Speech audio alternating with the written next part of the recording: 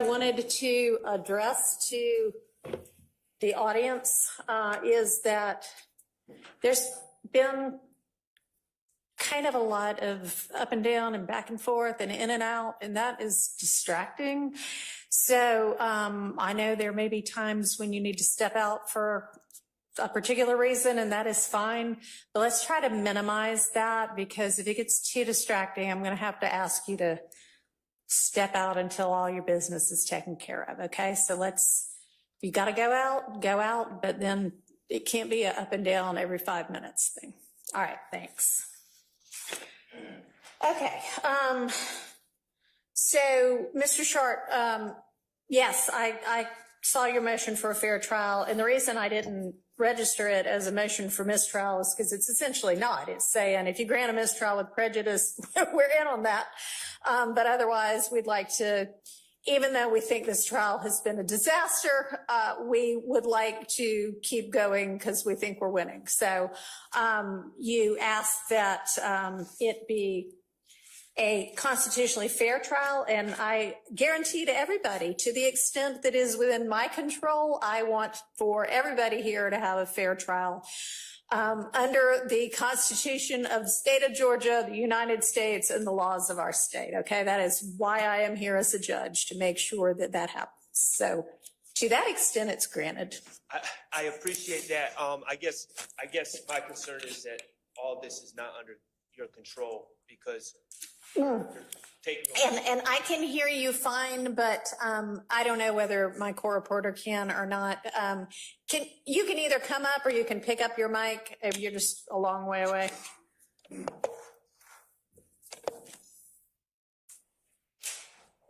I guess my concern is that and I have no doubt that you will do everything in your powers. I just don't know if at this point, if it's within your control to ensure that we receive a constitutionally appropriate and fair trial at this point, based on what's happened previously. And, you know, I do have cases regarding the concept of goading. Okay. But I'm trying not to step out of turn. I know that I am stepping out of turn a lot this morning, but I'm trying to not step out of turn. If you would like those cases. Yeah, I'm happy to take into consideration anything that y'all want to offer that is on point. Go.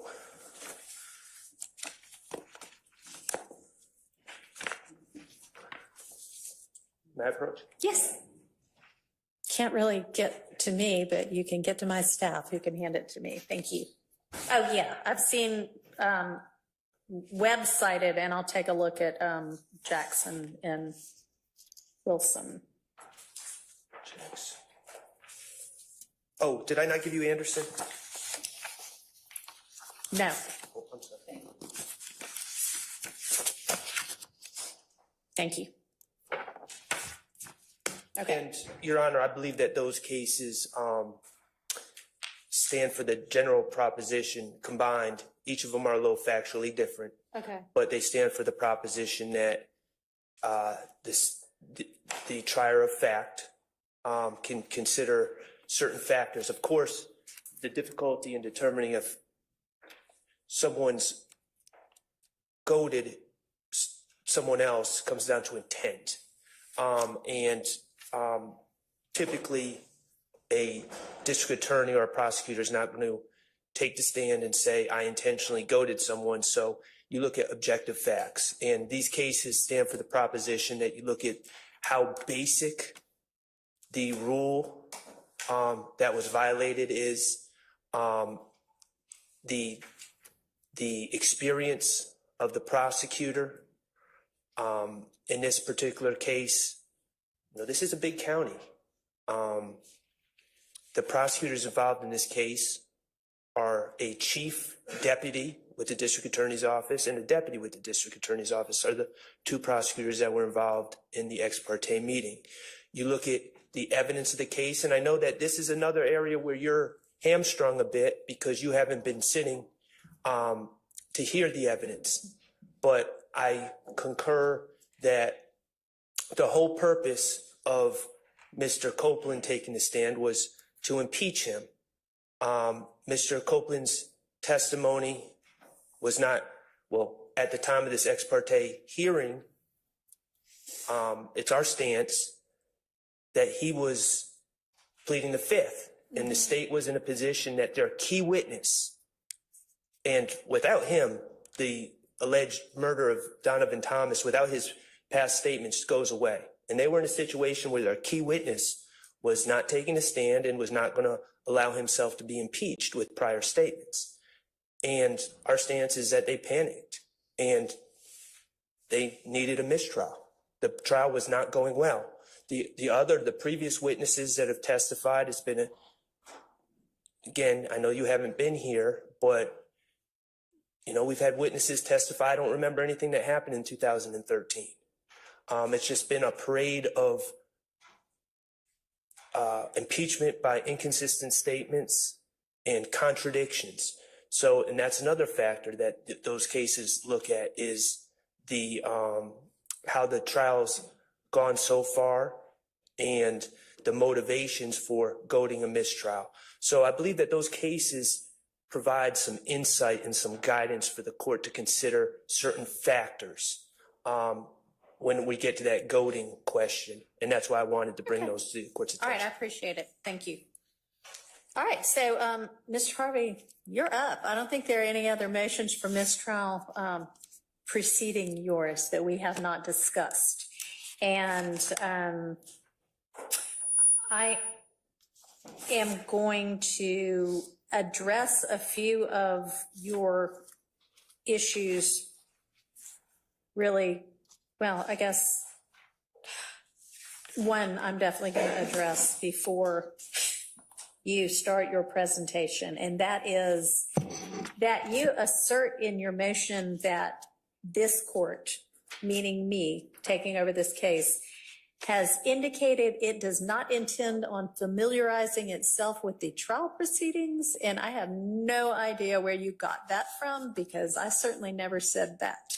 When we were here last week, and I don't have a transcript of that, and if I've misinterpreted what you said, and perhaps it was in the context of you saying, I'm not going to revisit certain motions, or I'm not going to go back to hear those, that was in the context that I meant it.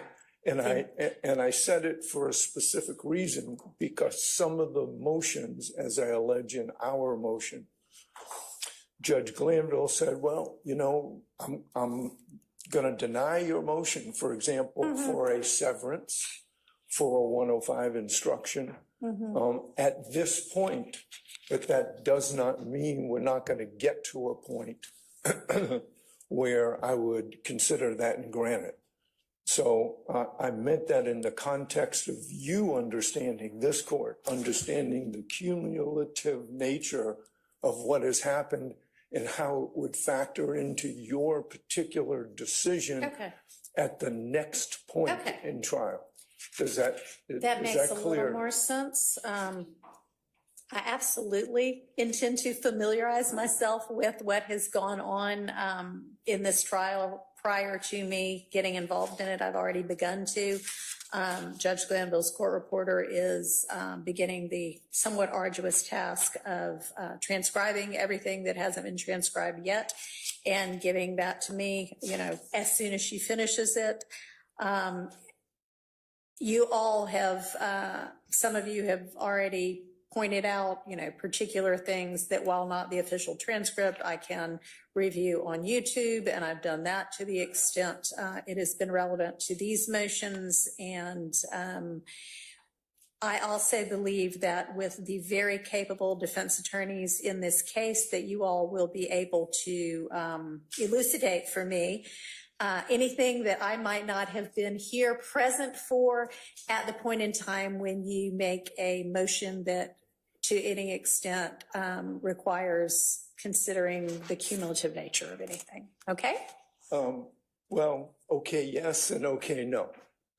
Okay, yes, I understand that the court is going to make what I think to be an impossible effort to catch up to where we are at this particular point after 9 months or thereabouts, hundreds of witnesses.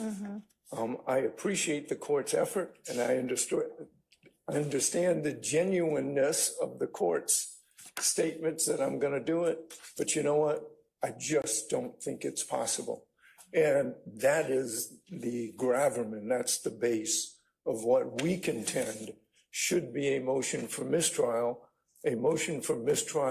qua mistrial. I have joined in we've been goaded into it, but now the second layer of that is I am going to stand here.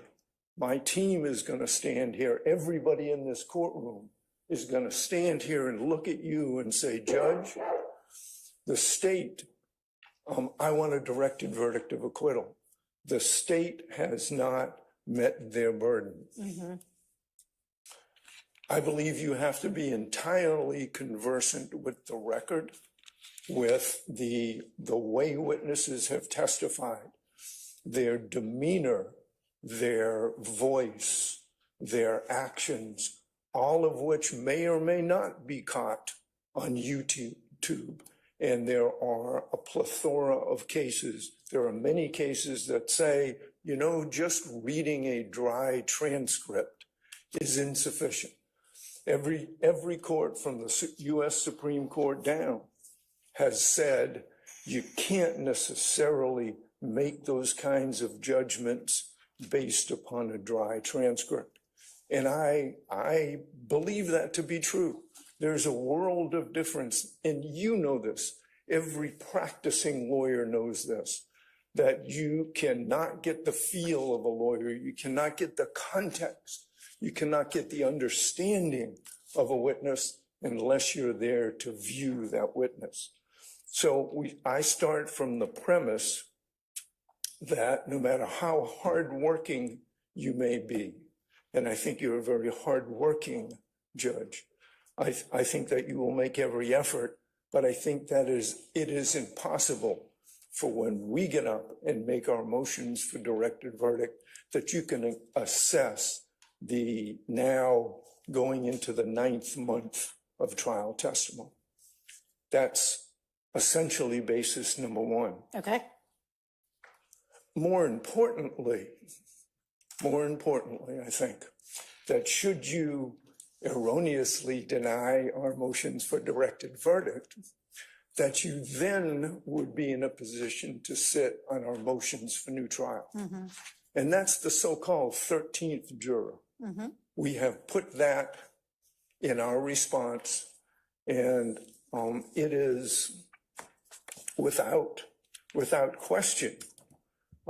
We have our courts, the federal courts, all say that there is a distinction between whether there is sufficient evidence to go forward, which is the standard on a motion for directed verdict, and a 13th juror motion for new trial. You can find, you know, I denied your motion for directed verdict, but you know what? I just don't think that this was either a fair trial or a trial in which, based upon what I have seen, what I observed, that should stand, and I'm going to grant it. I mean, it's entirely in your discretion. And that discretion is unreviewable, really, by the appellate courts. And they have all said, as we said and quoted in Wilkerson, that the trial court must consider some of the things that she cannot when assessing the legal sufficiency of the evidence, including any conflicts in the evidence, the credibility of the witnesses, the weight of the evidence, meaning that the trial judge may grant a new trial on the general grounds, even when the evidence is legally sufficient to sustain a conviction. So I know that we're going to stand here and make a motion for directed verdict, that God forbid, if any of these defendants are convicted, we will come back to you and say, Judge, motion for new trial, sit as a 13th juror. Don't think you can possibly catch up to that extent. Nor do I think that, based upon the cumulative nature of Judge Glanville's saying, I heard you when you want a severance.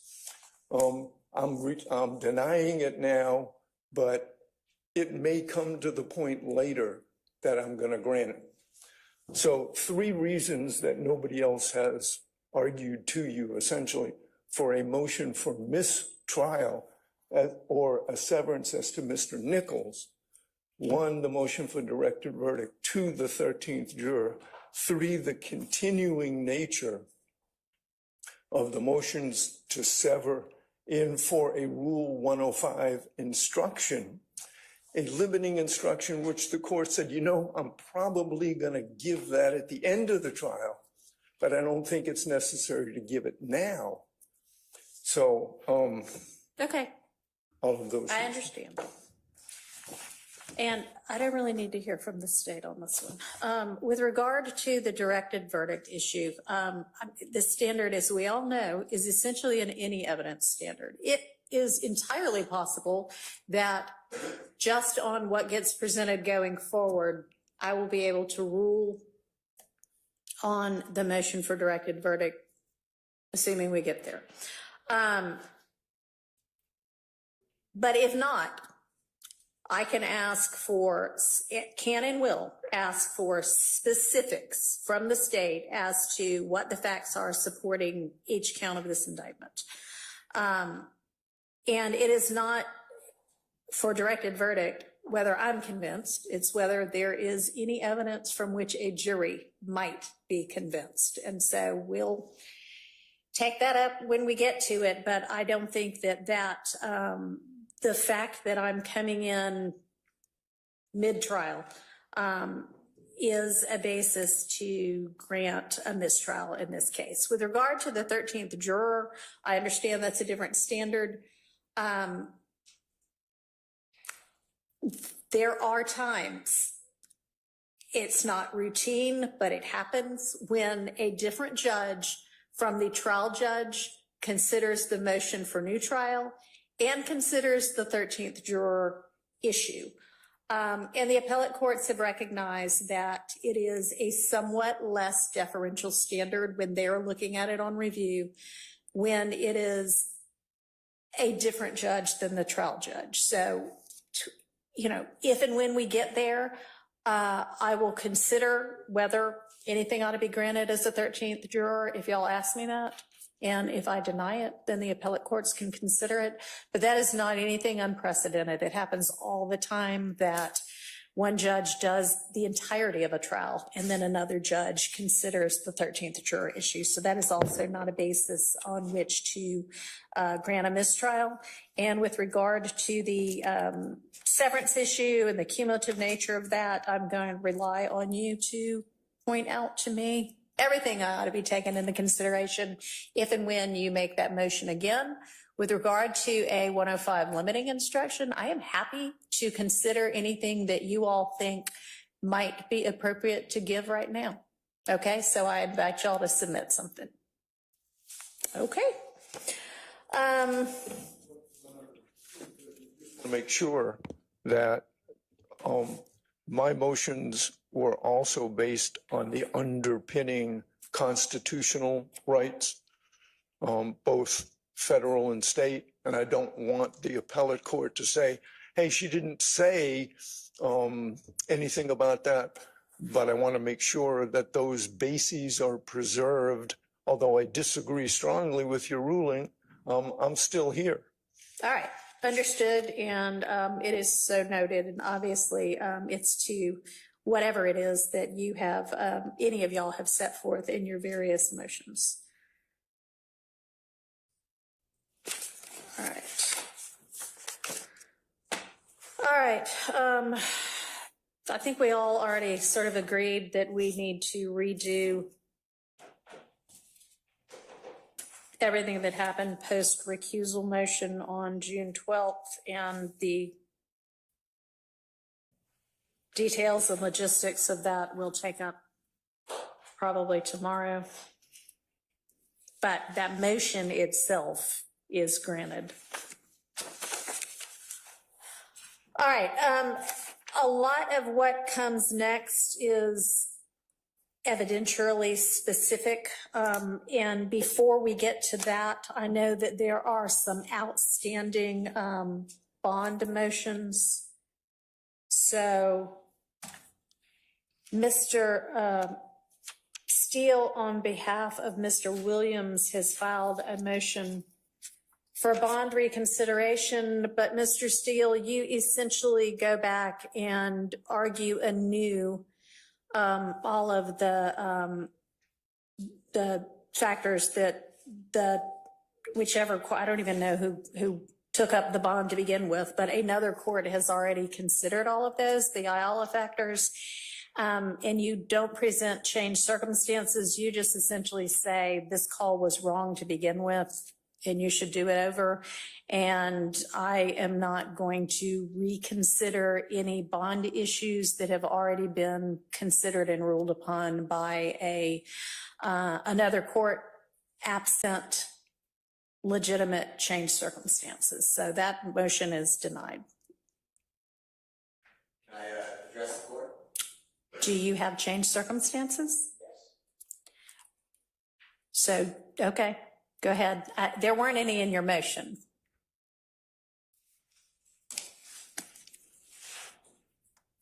Mr. Williams has been in custody since the 9th day of May of 2022. This is in my motion. Or it should be in my motion. He has sat through unnecessary jury selection for months, bringing in over 2,000 people when the jurors were chosen from the first 511. That should not be on him. This is excess. He's now sat here for a month while the antics of Judge Glanville and Lawyer Love and Lawyer Hilton cause him to just wander and squalor in a jail. The case is, God forbid there's a conviction, going to be reversed potentially because these are serious issues and I've raised them. I've put them to the court. There are issues of confrontation clause violations, prosecutorial misconduct, judicial misconduct, not being present at a critical stage of proceedings. There is no reason to believe that Mr. Williams is fleeing. He would be crazy because if he flees, the case goes on because it's mid-trial and he waives his appellate rights. He has the strongest ties to the community and the backing of wonderful people, both near and far, who are willing to come. Those are my changed circumstances. All right. Thank you. I do not, they are changed circumstances from, yes, things happened after the bond was decided to begin with. I don't know how I would have decided the bond originally. That's not before me. Those are not the kind of changed circumstances that speak to the IALA factors, and so I'm not going to reconsider the bond. Well, let me ask one more then. There is a judge who joined the prosecution team. He said, we need a witness's testimony. He encouraged the witness, more than encouraged, to testify against Mr. Williams. I think that should come anew to the court. All right, well, that may or may not be a substantive error in these trial proceedings. I've got that under advisement right now, but that also would not be an IALA type change circumstance. Okay. So I appreciate you presenting this to me, but I'm not going to reconsider bond. Okay. Even though potentially it was not done by a fair tribunal. All right. There is nothing, and I'll make a determination with regard to that substantively, but I will note that Judge Krause, who had a lot of these issues before her in the motion to recuse, her finding, while I think dicta, was that there was nothing improper. She said, maybe I'd have done it differently, but that there was nothing improper substantively with what occurred. So at this point, we don't have, and the basis of her recusal was not that Judge Glanville is biased. It was that he engaged too vociferously in setting forth facts and information when he denied the motion to recuse, and that was not what the rules require, and so recusal was necessary. But she even, I think, went on to say, but even with that, I don't, I think he could have continued on unbiased. It's dicta, but right now, that is your position in the litigation. It's not a factual finding. It's substantively before me. And if that is the case, then there will be a different ruling made that will impact this trial, that may result in a mistrial, that may result in a mistrial with prejudice, but that would not impact a reconsideration of bond. Now, if there's a mistrial without prejudice, then bond maybe could be considered then. That might be a changed circumstance, but right now we don't have that. Then I'd like you to address just one last thing then. Judge and district attorneys come out after the ex parte hearing and not a syllable about Brady evidence. It all should have been spilled right then. That's an ongoing concern. So my point is, you have the same judge denying bond, the same judge hiding Brady evidence. So I'd like you to consider that. All right, thank you. I understand. It's not an appropriate consideration, but I understand what you mean. All right, Mr. Huey has a motion for reconsideration of bond with asserted changed circumstances of the ex parte being a critical part of the trial that he was excluded from, and having been held longer than he otherwise would have because of the delay resulting from that. Do you have anything to add to that, Mr. Matthews? Yes, Your Honor. Good day to this honorable court. Carrington Matthews for Mr. Marquavius Huey.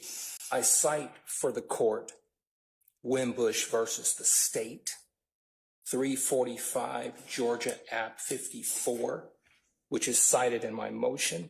When a court has previously heard a motion for bond, its ruling is not subject to change unless the court finds that the movement has presented new information, testimony, or evidence that indicates a change in circumstances.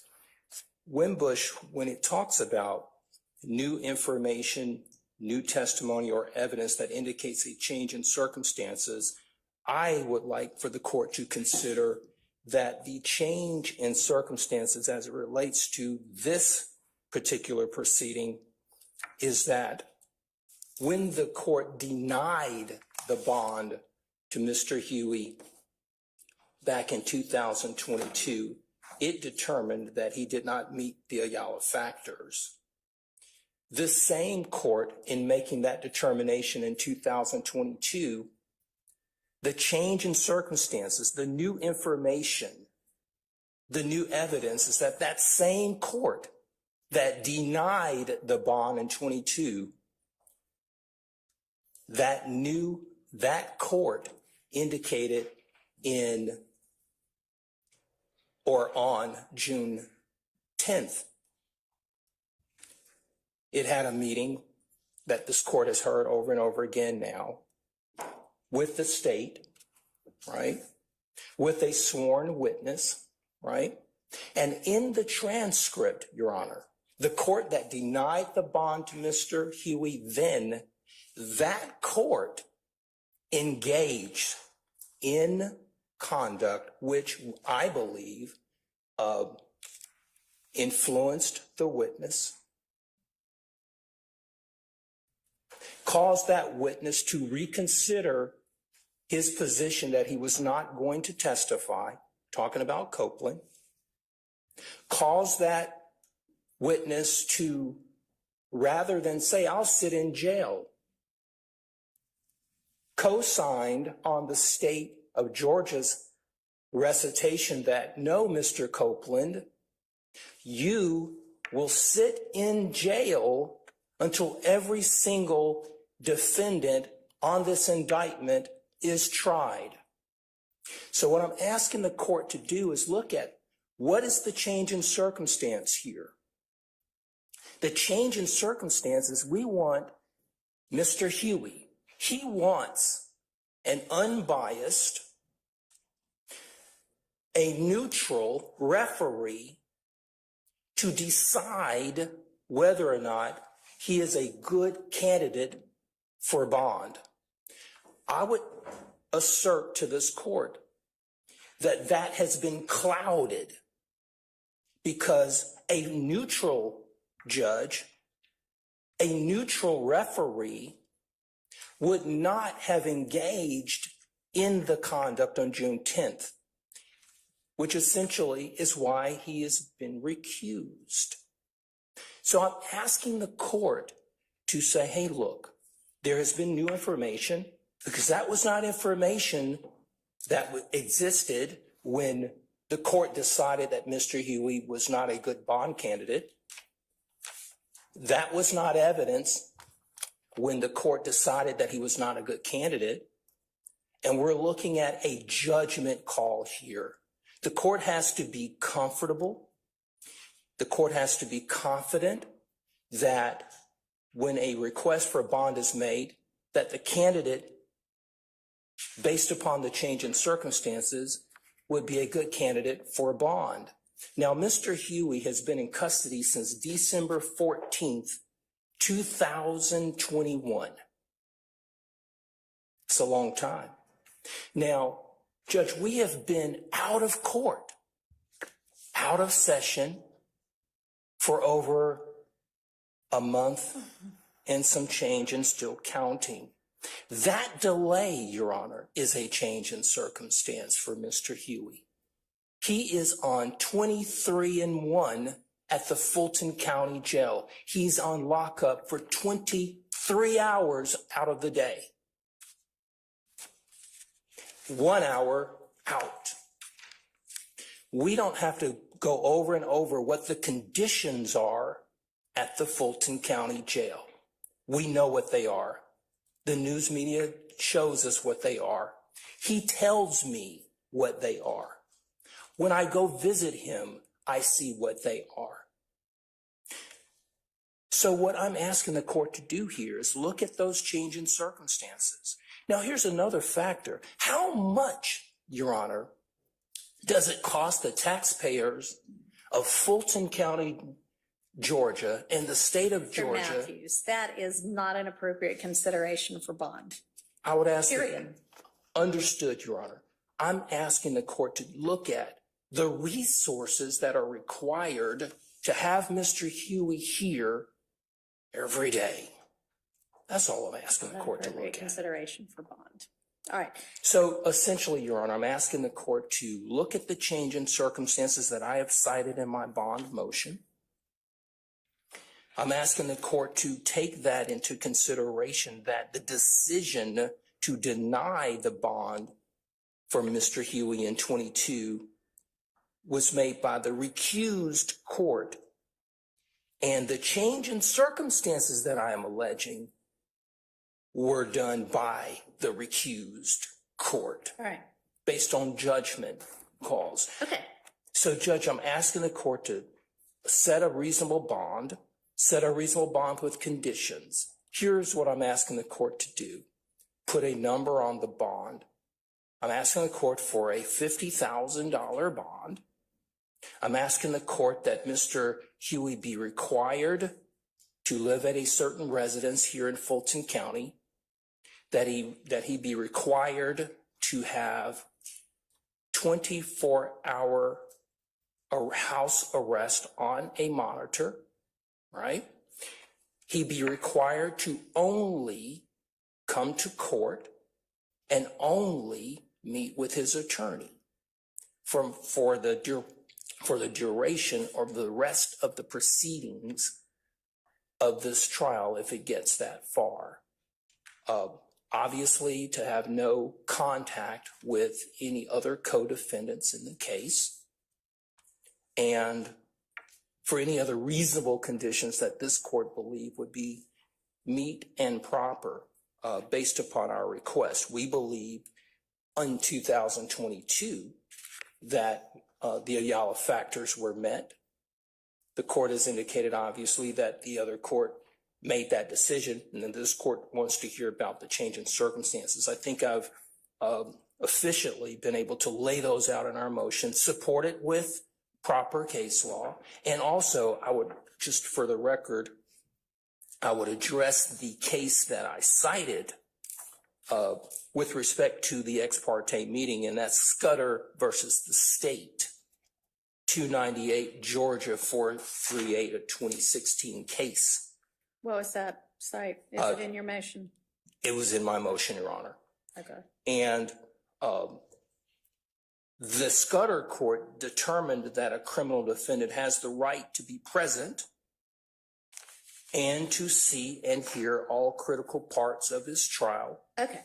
so forth and so on. That's with regard to that substantive issue. Yes, Your Honor, Okay. which we are alleging is a change Okay. in circumstances, a change brought about by the court and not by Mr. Huey. And we believe that that month-and-a-half delay where he's had to sit in the jail, we're asking the court to not only be a court of law, but to be a court of equity, which this court is.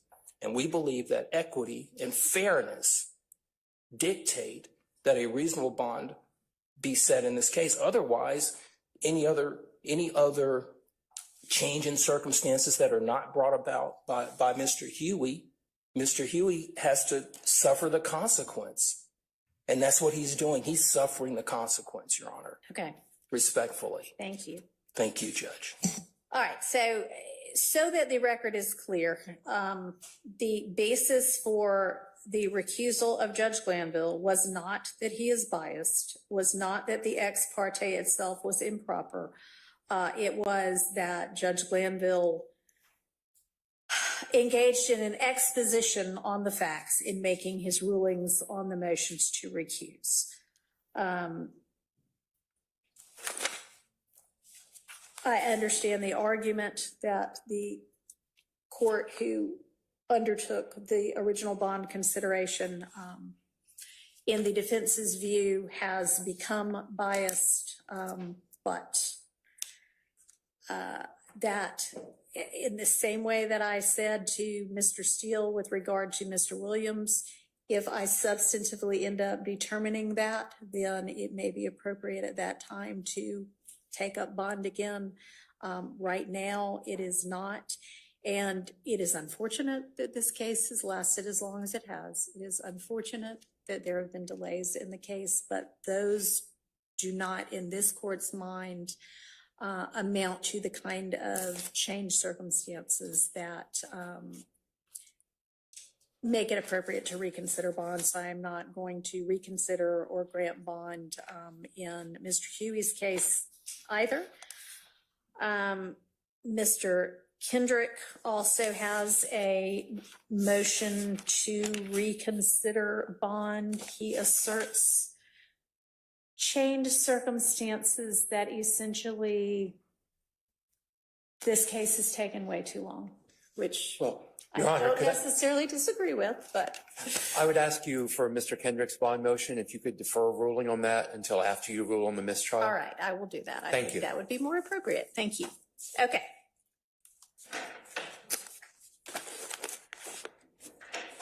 So the next thing I think that it would be appropriate for us to begin to undertake is some of the specific evidentiary motions. Mr. Stillwell has a motion for, it's entitled for reconsideration regarding certain hearsay statements, but given that we've all acknowledged we're redoing Mr. Copeland's testimony, it's not even really reconsideration, it's consider it anew as we go forward. So I'll hear you on that.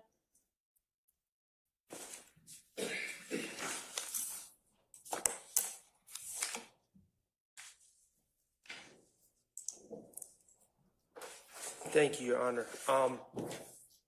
Before I get started, could I hand over a case. It's actually the Scudder case that Mr. Okay, Matthews sure. referred to. And the reason I'm giving you this case, when you consider some of the issues that you said you're going to consider tonight, I never really, and I understand, I'm not complaining, but I never addressed my other motion, which may in fact not be a motion, but For a fair trial? yes. Okay. But in the state's argument against Mr. Kendrick's motion, they're relying on King. I Right. would invite the court to look at the facts surrounding this ex parte meeting. It's clearly distinguishable in every Okay. way from King when you look at the facts. And I would just remind the court that King was involving a request, giving the court background facts to show that granting immunity to a witness was in the interest of the public. Okay.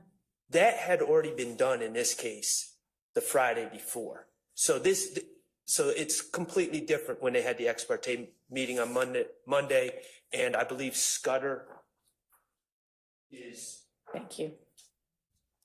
more appropriate All right. to consider, and it's much more analogous and on point to what happened in this case. And of course, Scudder points out the problems with such a meeting and held that it was improper. Regarding this issue of Mr. Copeland, I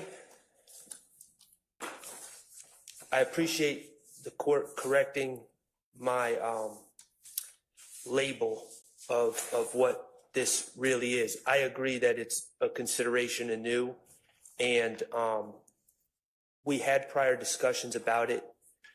There was not a written order to this point.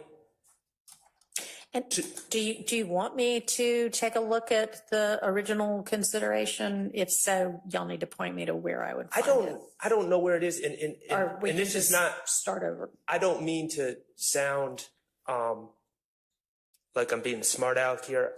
It was discussed. Some of my motions were brushed over so quickly. I think I assumed that I had lost that motion in front of the prior trial judge, and I'm not sure if there was actually a ruling or not. I'm trying to, if I could go back to my seat for a second. I just Sure.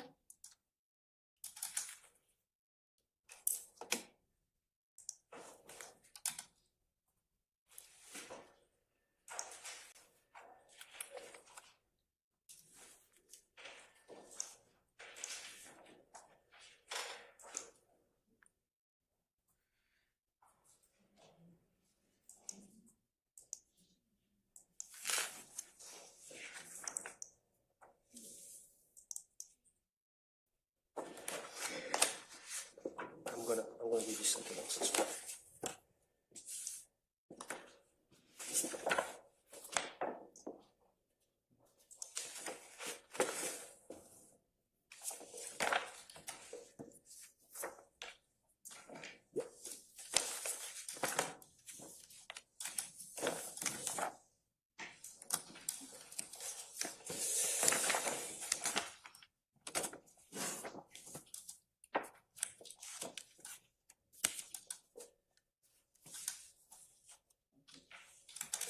Give you this one. Okay.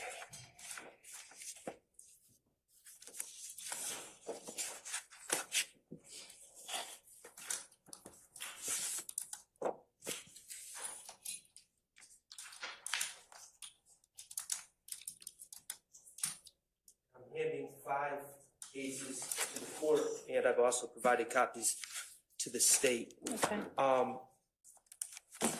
Factually, what this is about, Your Honor, is based on statements made by Kenneth Copeland, out-of-court statements. I think the understanding where we are and the understanding of the facts as we know it, or the alleged facts as we know it, is that Mr. Copeland claims that he was in Mechanicsville on January 10th, 2015. This involves the alleged murder of Donovan Thomas, for which Mr. Stillwell and Mr. Kendrick are charged, and is part of this RICO indictment as well. He alleges he wakes up in the middle of the afternoon, is in Mechanicsville, maybe 300 yards from the scene of where Mr. Thomas was shot, at the Green Store, off of McDaniel Street, at the corner, I believe, of McDaniel and Glen Street. And Mr. Copeland tells the police that he is trying to find his friend Demekion Garlington, and trying to figure out where his friends are, because he woke up in the middle of the afternoon. And he allegedly calls Mr. Garlington and travels down to a McDonald's on Cleveland Avenue. In these pretrial statements, he claims that Mr. Garlington was pulling into the McDonald's as he was pulling in, and essentially in pretrial statements, he says Mr. Garlington and a gentleman named Mr. Demise McMullen, who's also known as Nard and is also charged with the murder of Donovan Thomas, approached the car. Mr. Garlington gets in first, and quickly indicates to Mr. Copeland, before outside of the earshot of Mr. McMullen, they killed Nutt, essentially, and allegedly points to another car that is a white small SUV type car that contains, according to the story, Mr. Stillwell, Mr. Kendrick, I believe, Mr. Williams, Mr. McMullen was at one point in the car, and another gentleman. The point is, it's a quick statement, and it's they, and he points to this car, according to Mr. Copeland, out of court.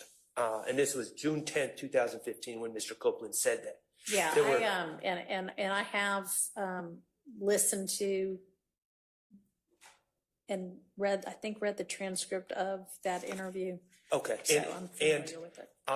and just to add context, there were several interviews with Mr. Copeland prior, Right. and he never made mention of This was the fifth one. So, and also to add context, Mr. Garlington is called in to an interview. He's subsequently interviewed. He denies making those statements. Also to add context, Senator Jackie Rosen worked hard to lower the price of prescription drugs. My grandpa's insulin used to cost almost as much as the rent. Now he pays $35 a month and has peace of mind. Senator Rosen, keep fighting for lower drug costs. JCPenney is your one smart shop for back to school. More fashion, bigger savings. From Levi's to leggings, uniforms to unicorns, skirts to Skechers, and fleece to flares. Get back to school ready in one affordable stop. JCPenney, make it count. cross, but putting the dots together, Mr. Copeland was in legal trouble, wanted Mr. Garlington to lie for him, to verify this lie that he was telling the police. Mr. Garlington wouldn't do it, and it foiled Mr. Copeland's attempts to get out of jail. That's the context behind all this. But the question is the admissibility of this statement, they killed Nutt, and to the extent any follow-up conversation about that incident that Mr. Garlington allegedly said to Mr. Copeland. Mr. Garlington is charged in this indictment. He has a Fifth Amendment right. He's not on trial with us. I have no information that suggests that he's going to be testifying in this case. So he will not be testifying. So the state is attempting essentially to ask Mr. Copeland about statements he made to the police of what Mr. Garlington told him, because there's no indication that Mr. Copeland himself has any firsthand knowledge or is a witness to any of this. Now, I have a separate concern about the way they're not laying the foundation for a prior inconsistent statement to play the videos, because Mr. Copeland is in fact acknowledging that he told the police. He's not denying making that statement. He's just denying the veracity of that statement. That being said, the statements themselves, how are they admissible? Because they're clearly hearsay. Garlington to Copeland, Copeland without firsthand knowledge. So the state has always taken a position, as I understand it, that these are statements by a co-conspirator. Thank you. They've always taken a statement that they're statements by a co-conspirator. In their filings recently, and I don't want to misstate this, they may have made this claim before, so I'm not going to say it was the first time to make this claim, but I noticed in their filings, they argued in the alternative that they're statements against penal interest as well. And they've provided cases, and I have just handed up my cases. Regarding co-conspirator statements, of course, and we're talking about hearsay and the confrontation clause. It seems to me their main reliance is on the Kemp case, where the Kemp case, as they want it to be understood, is that idle chatter or narrative of past events do not further a conspiracy, but narrative of past events are admissible if they serve some present purpose of the conspiracy, including statements made to solicit membership or participate in the conspiracy or to promote cohesiveness among or provide reassurance to other conspirators. And the reason I filed this motion is because in all prior discussions, the trial court completely glazed over the furtherance. I'm focusing on whether these statements furthered the conspiracy. Okay. The state's cases do not apply to this situation. The difference, and I'm referring to the Kemp case, United States v. Flores, which the state relies, United States v. Santiago, and U.S. v. Holt, all in their filings. There's absolutely no indication in the record in these statements that the alleged declarant Garlington was attempting to solicit the membership of Copeland in the conspiracy in any way. And I understand the states, in the case law, some of the cases indicate this, that, you know, you have a conspiracy, you got a small conspiracy and a large conspiracy, and statements in furtherance of a conspiracy could be furthering the large conspiracy. Okay, but soliciting membership, there's been no allegations whatsoever by the state. In fact, we've been talking about this ex parte motion ex parte hearing where they're saying that Mr. Copeland clearly had nothing to do with the murder of Donovan Thomas. They've fought to say that Kenneth Copeland had nothing to do with that conspiracy. So there was no solicitation there's no evidence of anyone soliciting his membership in the conspiracy to murder Donovan Thomas. In fact, that had already occurred at the time that these alleged comments by Mr. Garlington were made. And if the argument is, well, they were trying to solicit his membership into a larger conspiracy, the YSL conspiracy as a whole, Mr. Copeland, according to the state, from the very beginning, according to their expert, Investigator Belknap, according to everything they've shown the jurors pictures of Mr. Copeland, videos of Mr. Copeland, from 2012, 2011, 2013, well before this date, where he's with these gentlemen, putting up hand signs, claiming YSL, all the rest. If the argument is, well, they were soliciting him into the larger conspiracy, he was already part of the larger conspiracy according to the state. Okay, let me ask you this. So a part of the cases that the state cited, I mean, it may be that part of it was one way you can find this as a co-conspirator exception is soliciting membership, but another concept was to further the purposes of cohesion amongst, and I think they have gang cases, so a gang. Right. So can you address that? Well, they have the burden of proof by preponderance of evidence to show that this has been furthered. There's been no evidence. Again, we're seeing pictures from over the years. There appears to be complete cohesion.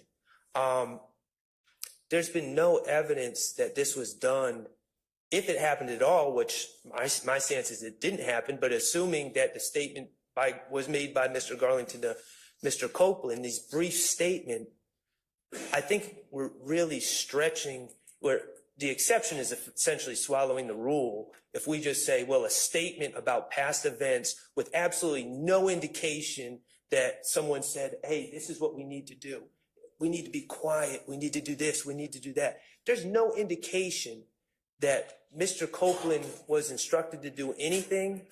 Mr. Copeland just drove where he wanted to go afterwards. Now, I will say, and I'm sure the state's going to point this out, that people on the street apparently thought Mr. Copeland was involved and began allegedly shooting up houses that he was associated with, but that has nothing to do with the purpose of the statement that allegedly Mr. Garlington made to Mr. Copeland. So there's absolutely, I mean, the record is just completely devoid of any evidence that supports that other than the statement themselves and just reading into the statement and just assuming, well, it must have been done for cohesion. But again, if we can just assume with nothing else, then what's the point of the rule to begin with?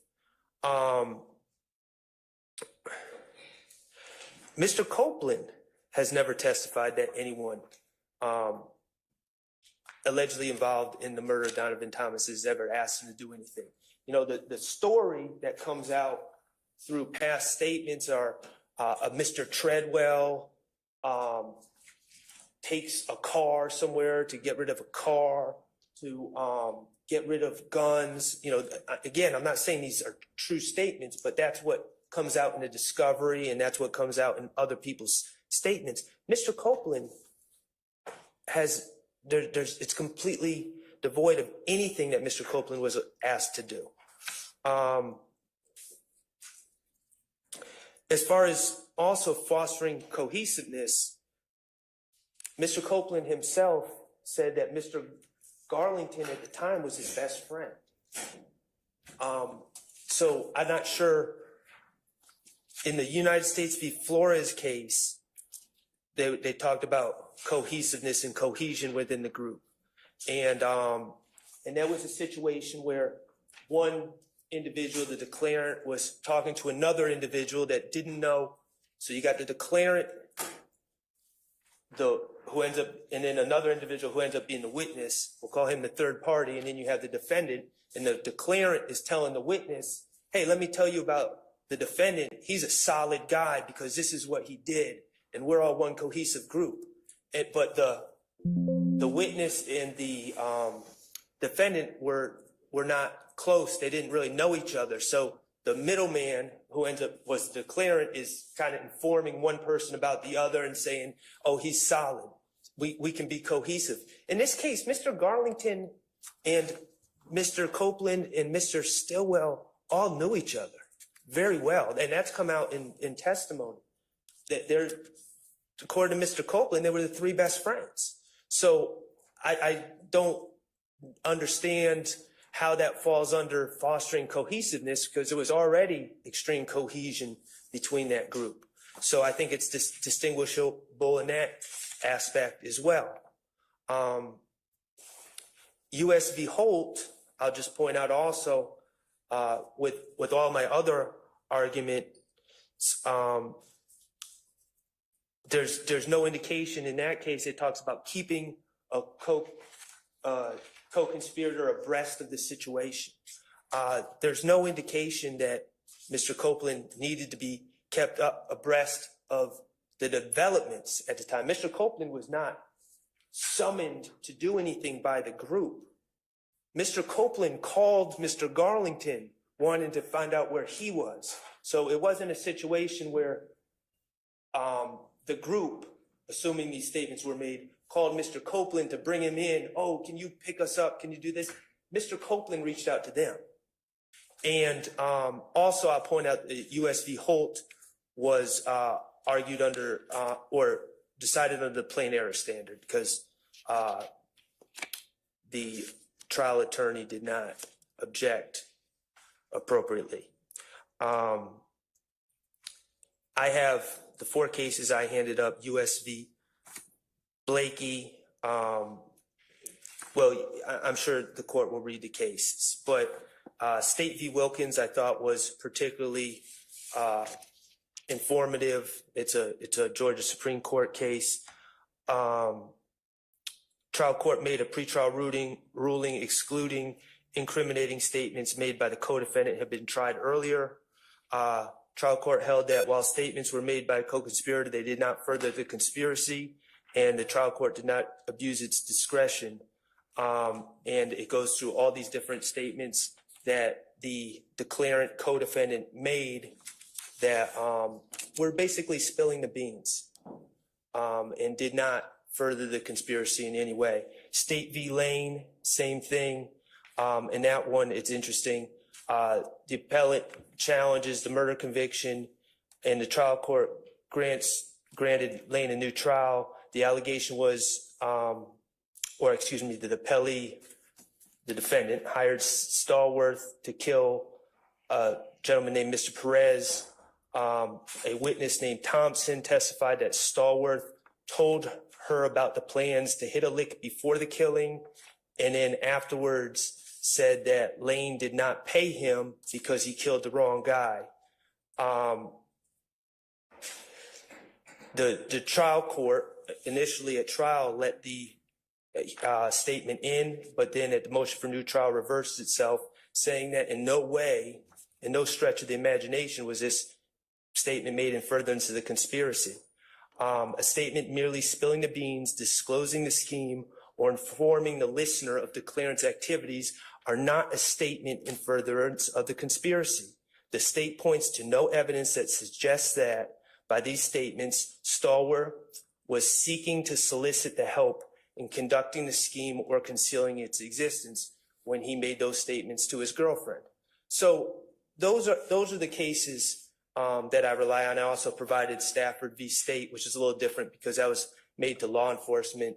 It supports my proposition generally, but it's a little different because it was made to law enforcement. Would you like me to address the statements against interest while I'm up here? Is that in this motion? Well, no, I understood the state's reasoning for the admission of these statements. The penal interest? Yeah, Yes. Go ahead. Yes. So I'm confused on how this is against Mr. Garlington's penal interest to say they killed someone. It's a hearsay statement that inculpates the accused is admissible if the declarant is unavailable. Okay, I can see that. The statement so far tends to subject the declarant to criminal liability that a reasonable person. Gotcha. I'm sorry. That would subject the declarant to criminal liability that a reasonable person in his position would not have made the statement unless he believed it to be true, and the statement is corroborated by circumstances clearly indicating its trustworthiness. My main objection is number 2, although I do believe that the statement is not corroborated either. But prong 2, it was not the type of statement that tends to subject the declarant, in this case, Demekion Garlington, to criminal liability. He said they did it.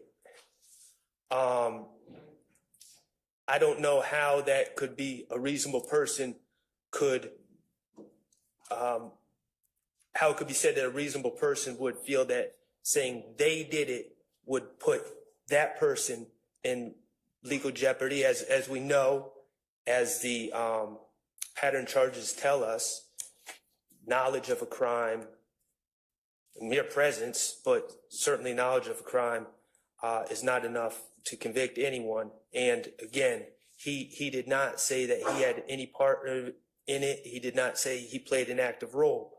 Additionally, Your Honor, I would point out the Williamson case that that I provided, and the Williamson case is, I believe it stands for the proposition that if you find any part of Mr. Garlington's statement to be self-inculpatory, which I don't believe it is, Williamson dealt with a situation where within a statement there's inculpatory and exculpatory segments of the declarant statement. And Williamson says you have to deal with the pieces of the statement individually, and you just can't say, well, there is some inculpatory parts of this statement, so therefore it's all allowed in. You have to excise out the self-exculpatory areas within the statement and the neutral areas within the statement. It says 804B3 only extends to self-inculpatory statements and not self-exculpatory portions of a larger inculpatory statement, or to aspects that are neutral as to interest. Self-exculpatory statements are exactly the ones which people are most likely to make when they are false, and mere proximity to other self-inculpatory statements does not increase the plausibility of the self-exculpatory statements. And for the record, that's Williamson v. State, 512 U.S. 594, 1994. So if there are, which I don't believe there are, any inculpatory parts of Mr. Garlington's statement, the exculpatory or neutral aspects of that statement need to be excised out.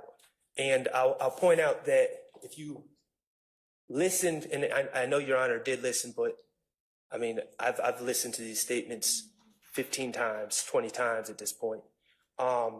It's very unclear to me where the source of we're assuming a lot of it's coming from Garlington, but it's really unclear where Mr. Copeland is claiming to have received some of his information and when he received some of his information. So that makes this task difficult. I think that absent a showing that the state can meet their burden under 801D2E or 804B3, that none of it should be admitted. But certainly, if we were going to admit some of it, we would have to excise out the parts that are not self-inculpatory, including, but not limited to, the part where he's pointing at other individuals and say they committed a crime. So those are my objections. I think if they come in, that it violates hearsay as well as the confrontation clause. And what's your confrontation clause argument? Because we haven't really touched on Well, that because so much. Mr. Garlington's the source of the information, and he's not going to be subject to cross-examination. He's not testifying. All right. So thank you. Thank you. Who's arguing this for the state? I am, Your Honor.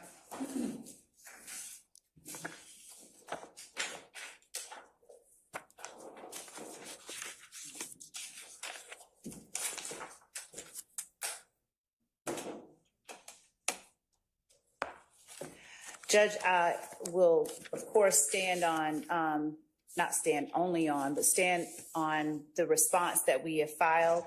I would point the court's attention, starting off to page 3 of our response.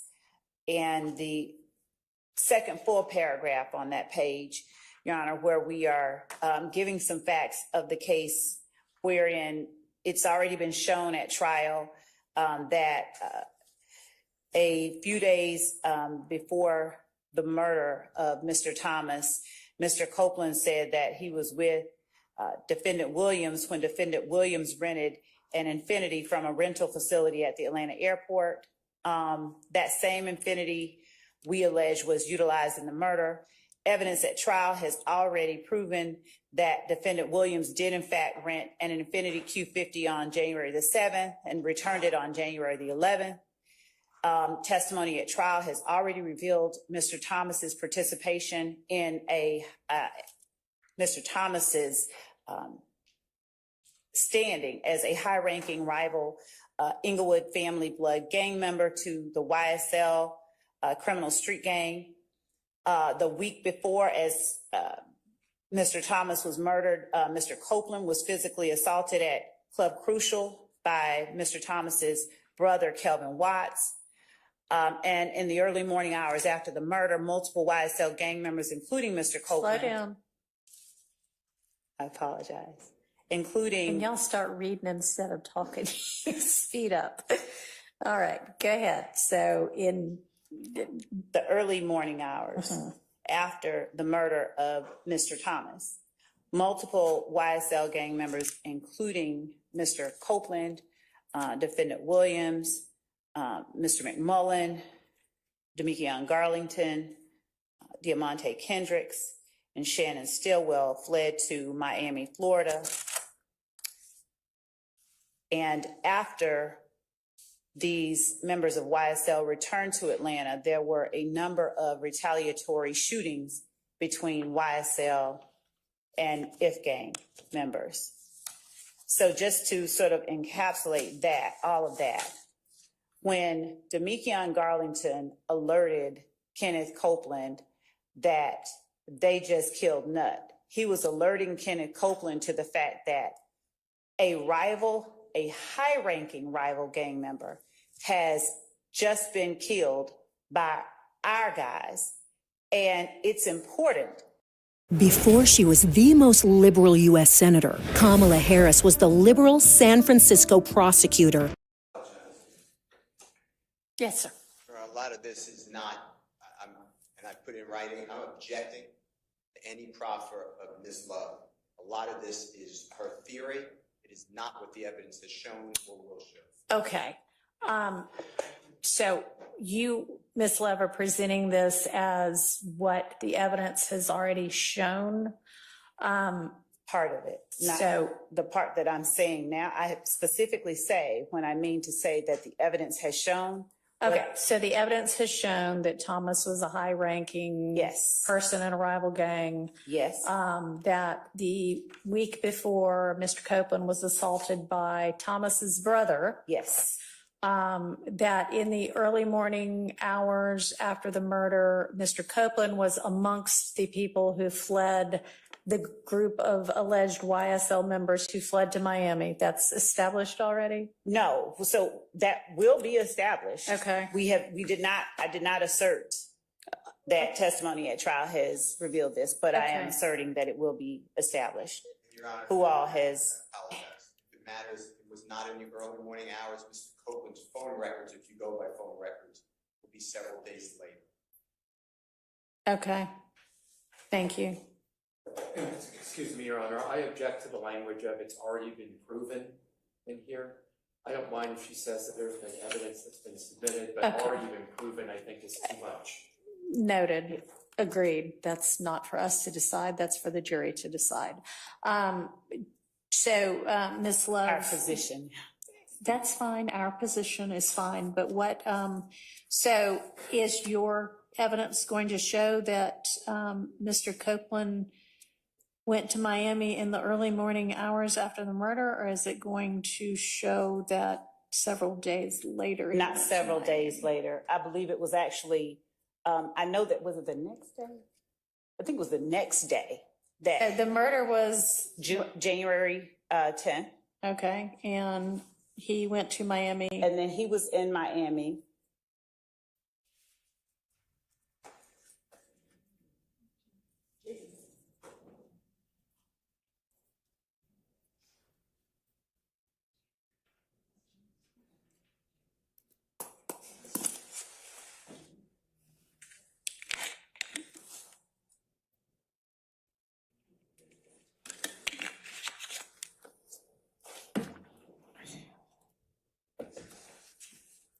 the state student, if you really care, is Your Honor, if I January may. 6th is the alleged beatdown. Okay. Mr. Copeland, it wasn't a week earlier. January 10th, it's going to be January 6th. It's at a club Okay. compound. Thank you. Crucial, it's a compound, not crucial. It was the Sunday before, Your Honor. Okay.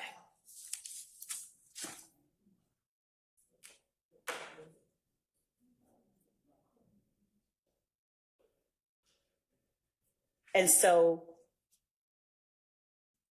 the murder is January 10th in the evening. Some YSL members arrived in Miami on the 11th. Mr. Copeland arrived in Miami on the 12th. So the departure from Atlanta by some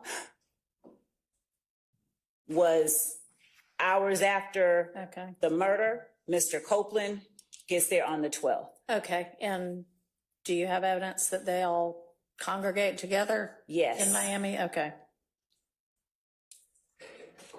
Okay. And does he go, does your evidence show that he is with anybody else on his trip to Miami? I'm just curious. Just 1 second.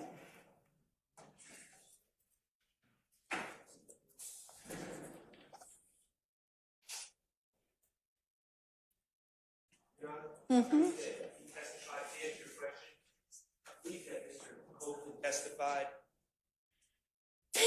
after the recusal motion, that he traveled to Miami with his girlfriend or the mother of his child Okay. and his baby. All right. Thanks. And also, my understanding, and I believe it was testified to, it may not have been, was just to, when we're using the word fled, is that Mr. Williams had a show in Miami. Okay.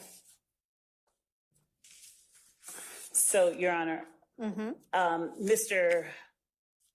Copeland, I believe, has testified already that they were collectively in Miami. Okay. Regarding the court-specific question of who he went down there with.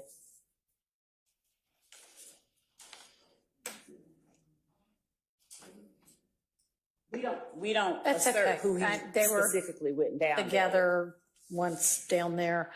And when did they come back? They came back at different times. Our phone records, I'd have to look at. Couple of days later? I mean, just give me a ballpark. Some, they came back at different times. Okay. Different times. All right. And was there a show for Mr. Williams down there? Some kind of a music show, I assume?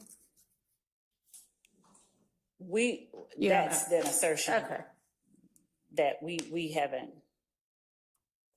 that's not evidence that we Okay. have or we have put in there. It's not evidence that we All have. right. Well, that might be some. And there was, so just to also clarify, this vehicle that was rented, it was rented for a certain number of days. It was Okay. supposed to be returned, I believe, 3 days after it was returned. So they returned it early. They returned it on the 11th instead of returning it later in the month, as it were. I think, as I said earlier, I believe it was returned about 3 days early. If there was a show, Mr. Williams was aware that he was going to be attending at a particular time on the 11th. The need to keep the car, unless they intended to drive the car to Miami, I would assert should have reflected itself in the way that he secured the rental. If he intended to be at a show, All right. then What date did he rent it? he rented the Infinity on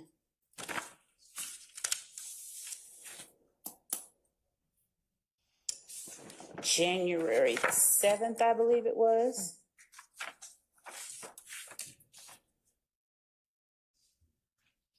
And he returned it on the 11th. All right. And the already admitted at trial is the rental agreement that shows that it was due to be returned later after the 11th. So it was probably a week rental? Actually, Judge, maybe? Okay, whatever. You said a few days early, which, okay. All right, so back in the Atlanta area, there is a series of retaliatory shootings. Is that in evidence, or is it going to be in That evidence? has been already put in evidence and additional information regarding those. And is there any evidence that Mr. Copeland was involved in any of those shootings? Yes. Back and forth, okay. Between YSL and whatever the gang is It's that gang. Mr. Thomas, IF, okay, yes. all right. Specifically, if I may, there were instances that were testified about regarding a particular shooting. So right after the murder of Mr. Thomas, there were a number of shootings that Mr. Copeland was very concerned about and spoke about when he spoke to police in the early morning hours of the 11th, when he himself went down there. He essentially said to them, and I believe that the court has the recording of Mr. Copeland's first interview, they're shooting at me. They think I did it. They being Ifke, they think I did it. And so his girlfriend's father's house was shot up. His brother's house was shot up. Mr. Williams's father or stepfather's house was shot up. There were a number of shootings that have already been testified about. All right. All right. So just to start with the assertion regarding cohesiveness, that it's not so much a situation where we're asserting that someone is trying to bring Mr. Copeland in to the fold. He's already a part of it. And in alerting him to this happening, this event, he's including Mr. Copeland in on what's going on with the gang. This is our position, so that Mr. Copeland can comport himself appropriately. All right.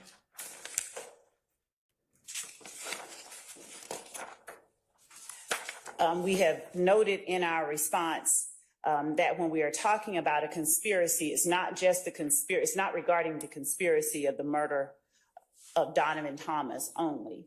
The conspiracy is the wider, broader participation in YSL, and the criminal conspiracy is alleged in count 1. And Ms. Love, is it correct that Mr. Copeland also said to police that after the first revelation that they shot Nutt by Mr. Garlington, that, and that was in the McDonald's parking lot, that either they did or they were then instructed to follow They did follow them too. the car that had apparently been involved or allegedly been involved, follow that car to Kind of.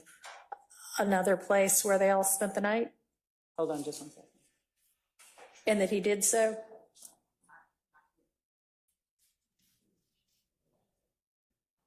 Okay, we're trying to make certain that the court is hearing that it's Mr. Treadwell's vehicle, not the Infiniti, Okay, that they are following to the same place. okay. But the vehicle that Garlington apparently indicates when he says they shot Nutt Pointed to the means the people in that car. Yeah, the Nitro, yes. Nitro, okay. Yes, the sorry. Dodge Nitro. Okay. And they then, Followed the Dodge Nitro. Mr. Copeland follows the Nitro. Yes. And is he directed to, according to him? I don't know that he says that he's. Okay, well, anyway, he follows the Nitro and they all spend the night together at an apartment that Mr. Williams has in Midtown? I don't know that they spend the night. They end up at Mr. I don't know whether they did either. I'm asking what Mr. Copeland said happened. That they all go to the Okay, home of Okay. Mr. Williams. okay. I can assert what I expect other evidence will show that is not yet been shown, but other persons that we expect will testify during the course of this trial will also say that they met at Defendant Williams' condo. And as reflected in some of the factual acknowledgments of some of the persons who have already entered negotiated pleas in this case, they were given money to lay low. Members of YSL were given money to lay low following the shooting of Mr. Thomas. Okay. All right, and so your theory is that, In alerting go ahead. Mr. Copeland to what just took place, it furthers cohesiveness. It lets him know about a significant event that just took place that involves members of the gang itself that he needs to be aware of, he needs to be alerted to so that he can act accordingly. All right. And they do act accordingly. Okay. All right. What about your statement against penal interest argument? I mean, I think that Mr. Sharp raises kind of a good point that how can it be against Mr. Garlington's penal interest to say somebody else did the shooting? It wasn't just the shooting. He also, Mr. Copeland, that he has also talked about Mr. Garlington's words to him regarding his presence and his knowledge of who it was that participated in the Little Wayne bus shooting as well. Okay, so this is an entirely different shooting. There were two, yes. Right. So let's focus right now on what he said, the hearsay about the Thomas shooting. Okay. How is that against Mr. Garlington's penal interest? It's Mr. Garlington, as we said, is providing information about we argue, a gang-motivated crime committed by members of the same gang that he is a member of. So in saying what he did, he is talking about actions committed by,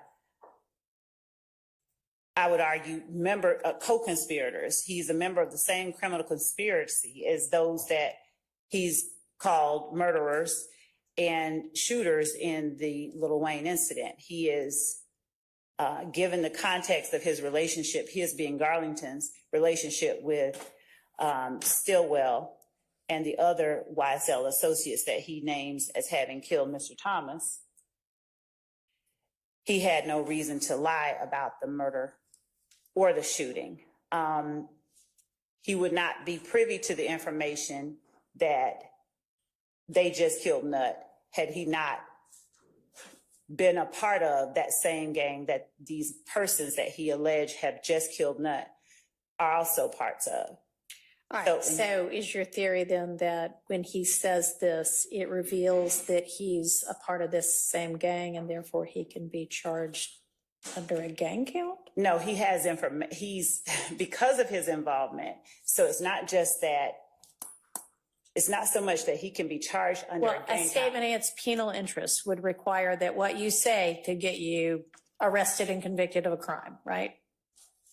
Correct. So how is what he said going to do that?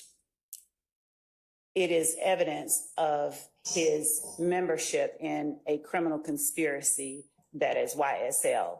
The act that they have committed is evidence that this enterprise commits criminal acts. It subjects him to punishment under count 1 in our indictment. So as a RICO charge, not even a gang charge, a RICO charge. A RICO charge and a gang charge, to be clear, because in our case, the RICO charge is involving the criminal enterprise that is YSL, the criminal street gang. Mr. Garlington is a member of YSL, the criminal street gang. Part of what is necessary to prove a criminal street gang even exists is the fact that members commit crimes to further the interests of the gang. He is acknowledging that a group that he is a member of commits these type of crimes that he is talking about, that acknowledgement can subject him to punishment for acts that he commits as part of or in furtherance of the Yes, criminal for acts street that gang. he commits. He hasn't, by this particular statement, admitted to committing any acts, right? He's saying somebody else did. All right. As it relates to the shooting, he didn't do that. Okay. Yes. All right. Okay, anything else on this issue? Just 1 second, Your Honor.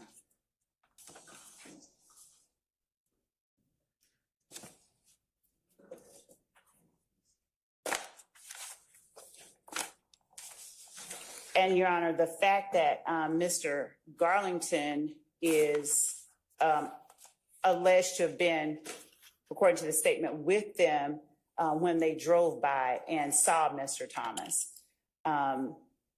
before the murder, Okay. also reflects his involvement in the gang itself. Okay. All right. Sure. And Judge, if I Hang may, on, before she might Mr. not be done. Go ahead. Apologize. That's okay. I would cite the court to United States versus Padilla, P-A-D. Is this a new case that's not in your response? It's Okay. not. Okay, all right.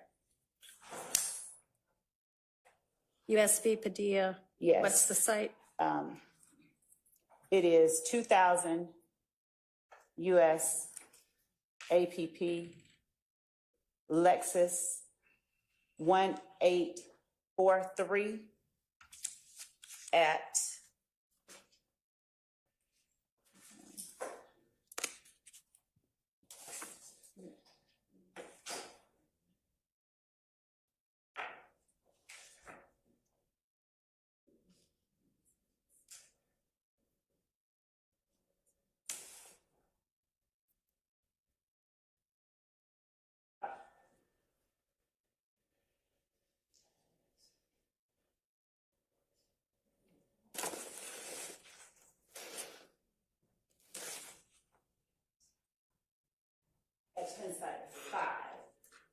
At what? 5, page 5. Okay. All right, 2000 US APP Lexus 1843 at 5. Yes. Okay. All right. Wherein the court says that we reject the arguments of Padilla and Rodriguez that the district court erred in admitting plea allocutions of 5 co-defendants. The district court found that all of the co-defendant statements being admitted into evidence were self-inculpatory, involving inter alia admissions of membership in the named RICO conspiracy, and the court declined to reverse the district court's finding as an abuse of discretion.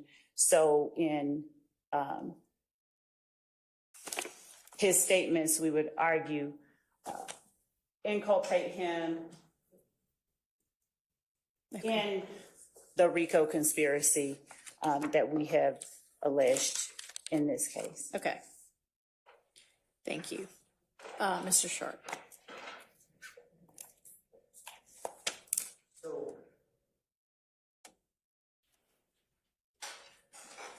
John, I think it's clear that this is not a statement against penal interest. It's what a reasonable person would believe.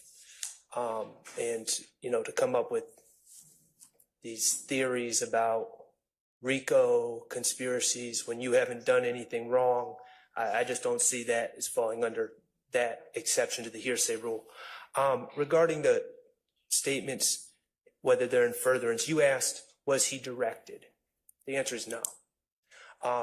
He called Mr. Garlington. Mr. Garlington said, hey, and this is before making any statements about the alleged murder. Apparently he said, can you come pick me up? Sure. He went down there.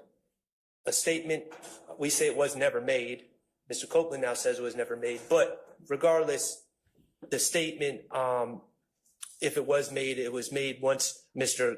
Copeland gets down there. He's never directed to do anything. He just goes and follows people that he knows. The state is arguing that narrative events given so someone can comport themselves appropriately makes a statement in furtherance of conspiracy.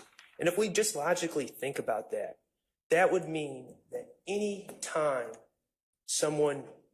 there's a declarant and someone else and a witness who are allegedly involved in the same conspiracy or in the same gang or anything else, anytime a statement of narrative events is made from declarant to witness and they're linked together in any sort of alleged gang or conspiracy, by definition, it would fall under this exception. And that's just not the case.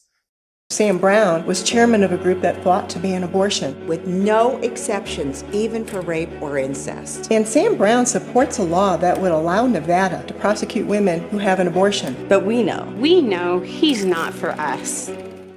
Did we just jet off to a billionaire's island with a bunch of strangers? He's not a stranger. He's Slater King. You having a good time?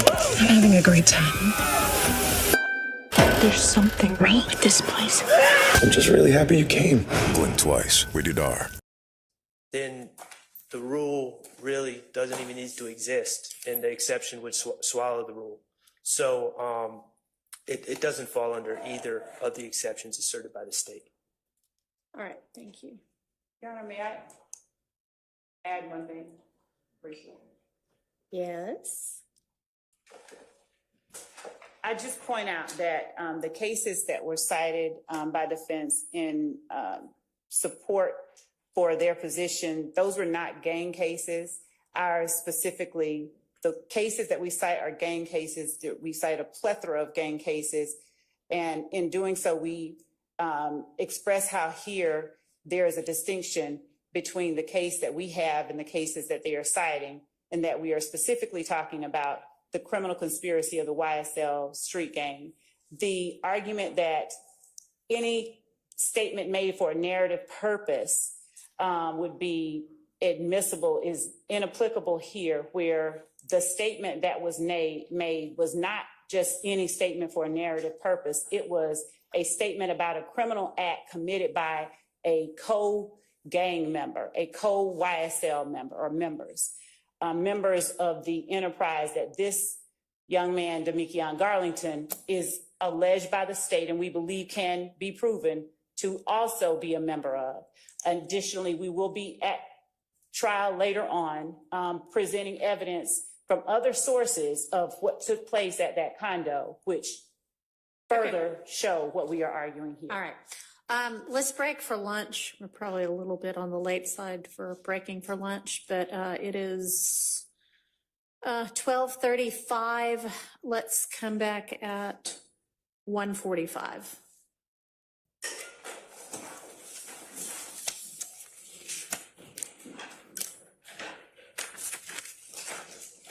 Mr. Steele, I'm going to give you your copy of that transcript back. Thank you for loaning it to me. Thanks.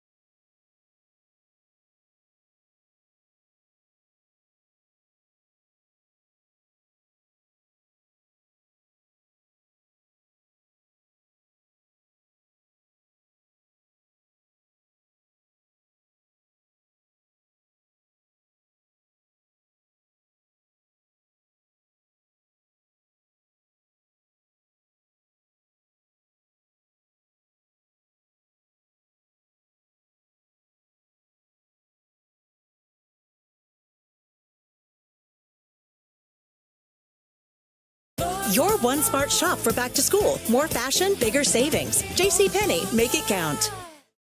The reckless spending of career politicians in Washington hits Nevada families with higher costs on everything. That's why we need a leader like Sam Brown in the U.S. Senate. Brown is a veteran, Purple Heart recipient, and small business owner. His plan: stand up to career politicians to cut spending, lower taxes for families, and unleash American energy production. Sam Brown stands for an economy that works for Nevada families. AFP Action is responsible for the content of this advertising.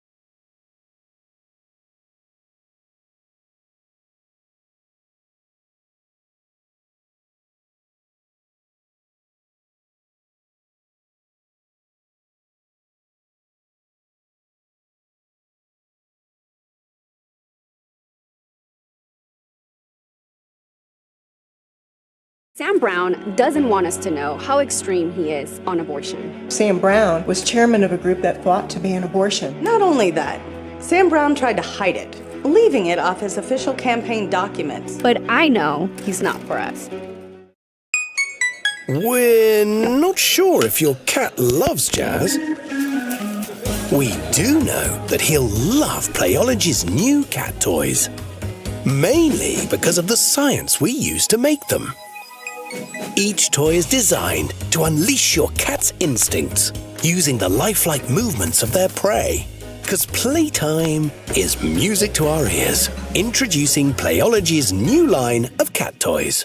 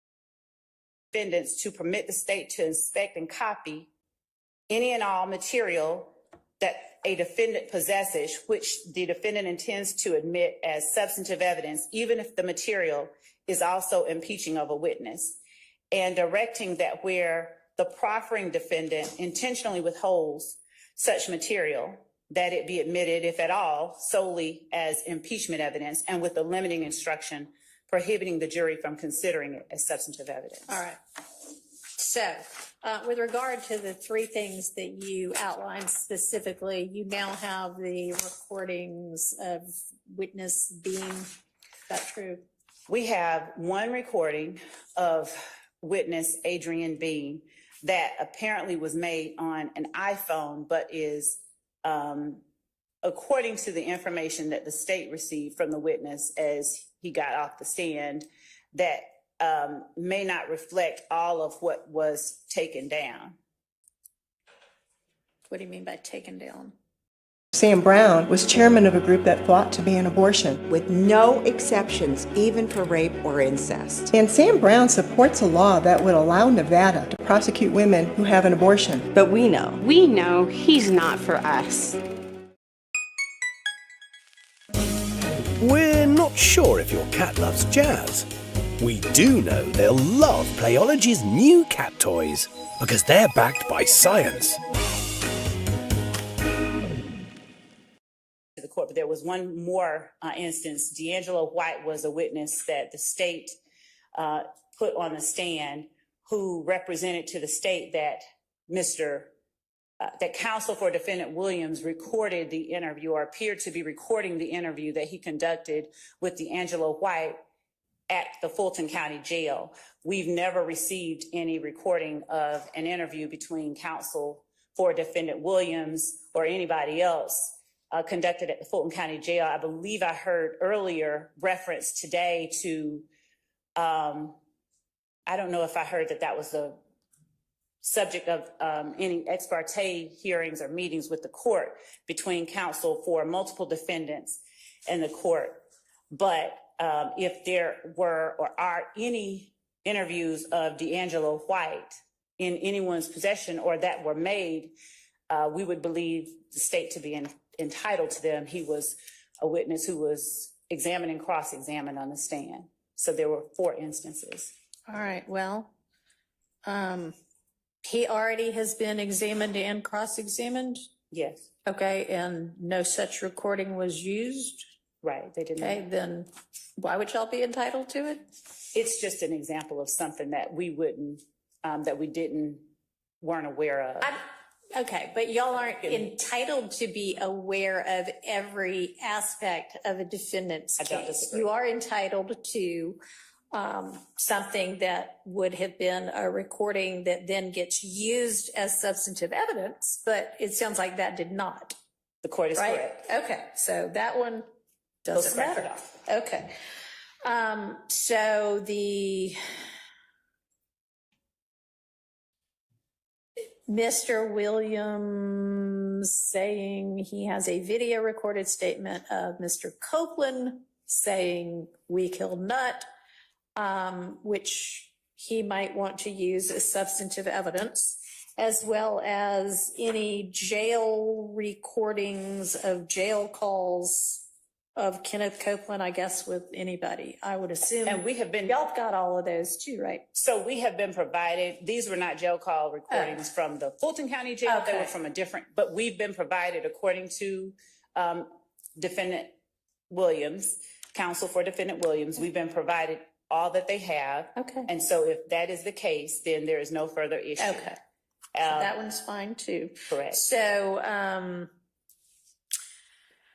Mr. Steele and or any other defense attorney, if you have recordings or statements or anything like that, that you intend to use as substantive evidence, whether it is in a case you might present later or the state's case, I think you know this, but need to disclose that to the state. Now, if it just comes up at the very end that, oh my gosh, I didn't know I was going to use this, but now I think I want to, then we might have to sort out whether that's in fact what's going on or not. But I expect everybody to abide by their discovery obligations. If I end up making a determination that somebody is willfully failing to abide by those obligations, then I will consider sanctions. But I would hope at this point, and with what I've already heard, I haven't really heard anything that I find alarming and improper. So unless anybody wants to say anything else, I'm just at this point going to say I expect y'all to abide by your discovery obligations. And Your Honor, if I may add one more thing, I believe that counsel for defendant Williams emphatically stated he does intend to use a video recording that he has in his possession of the witness currently on the stand purportedly saying what he asserted, and that we're okay. Well, I mean, I can see how that might be impeachment evidence, and I'll have to hear whether and how it might be substantive evidence. Mr. Steele.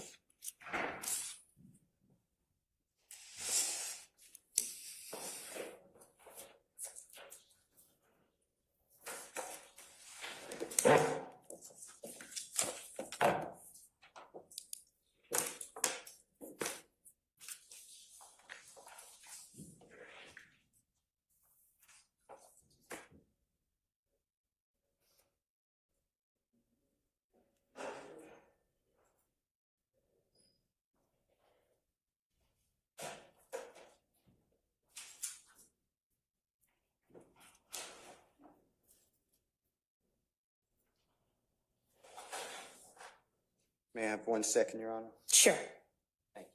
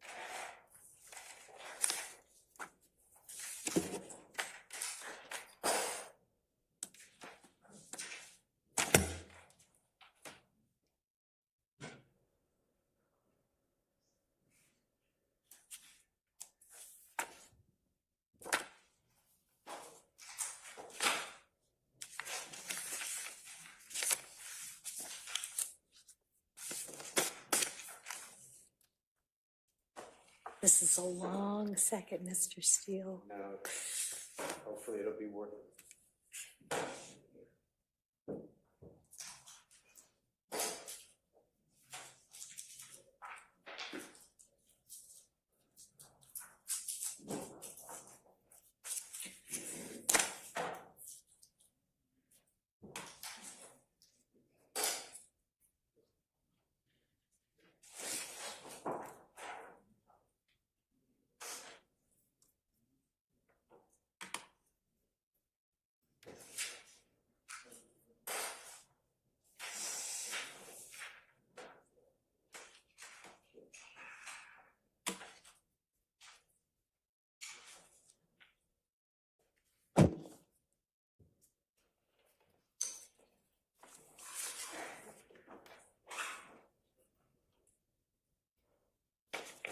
Your Honor, may I approach? Yes.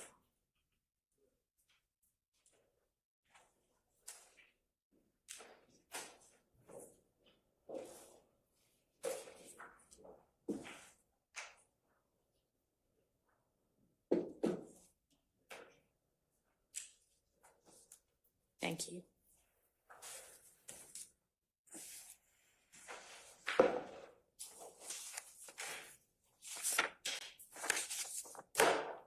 Thank you, Your Honor.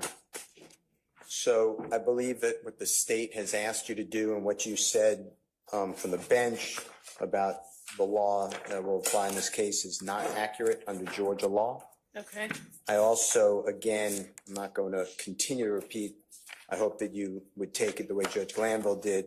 I have all objections to any proffer made by District Attorney Love.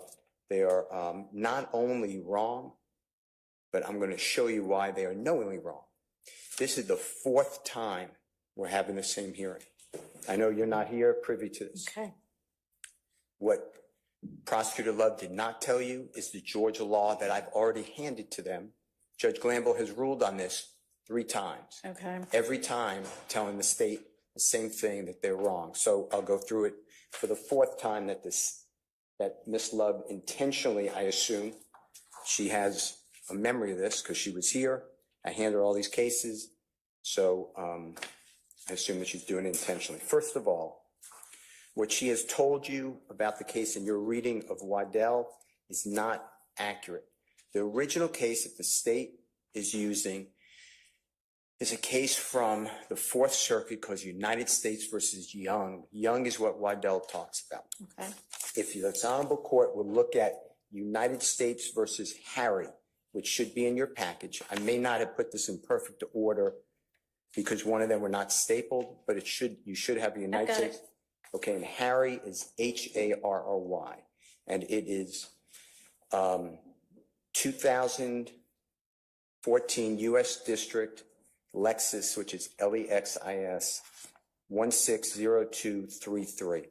And what happens in the Harry decision is the district court judge in New Mexico analyzed a beautiful analysis of the Young case. And that starts, Your Honor,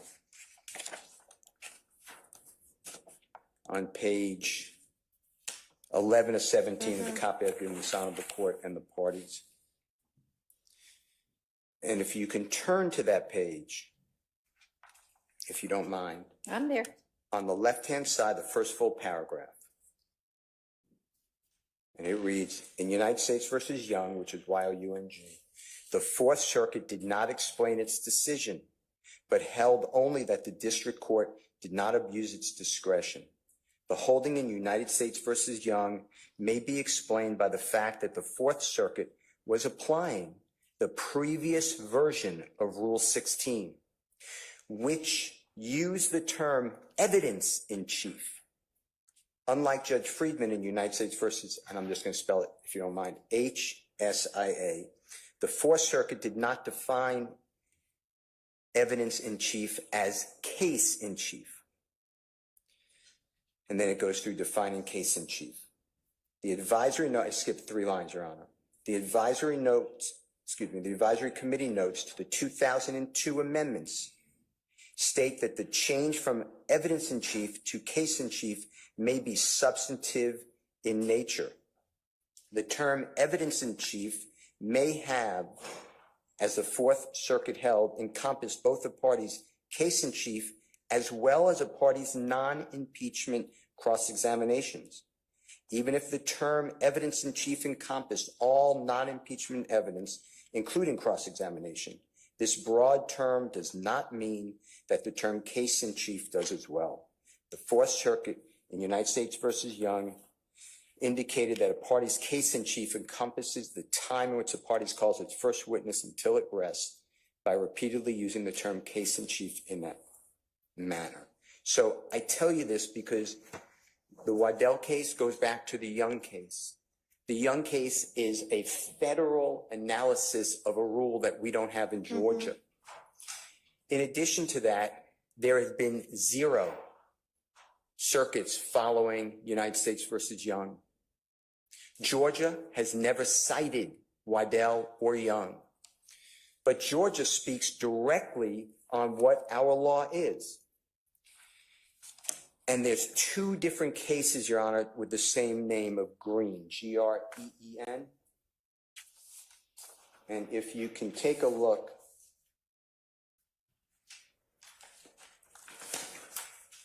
at the most recent Green case, which you should have in your package. Yes. And for the Honorable Court Reporter, this is going to be Green, no E at the end, and it's 368 Georgia Appeals 74, 889 Southeast 2D 190, 2023. And what the Honorable Judge Pipkin, which is Pipkin, states, and Your Honor, you could look at, if you don't mind, at this case on page 3 of 5 of the copy I've given the parties. And this Honorable Court, footnote 3 is at the bottom left. And it reads, we also agree with appellant. This case was reversed. So let me just take a step back, if I may. What happens is the state did exactly in the Green case what Ms. Love's asked you to do here. They said that the lawyer for Mr. Green had evidence for a while, didn't turn it over until the day of trial. The judge excluded it because the quote, and this is a quote, sat on it too long. Therefore, the state was prejudiced and excluded the evidence. And the Court of Appeals said, you know, there was no evidence of bad faith or prejudice analysis, so we're reversing. But they dropped this footnote.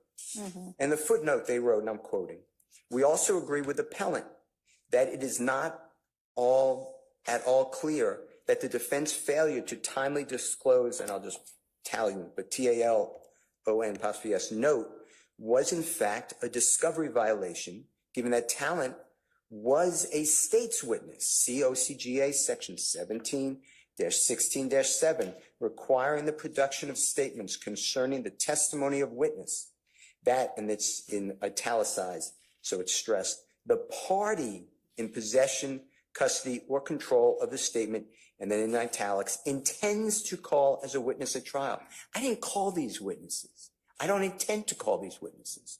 The next line goes further, and I'll explain it if you don't mind. It's very easy to explain. Yeah. However, we assume, I'm just reading the footnote, for purposes of this opinion, that the note was subject to discovery, and we need not resolve the question or address any possible tension between, and then it gives the 2 code sections that we're dealing with, OCGA 17-16-4, little b as in Barry 1, and OCGA section 17-16-7.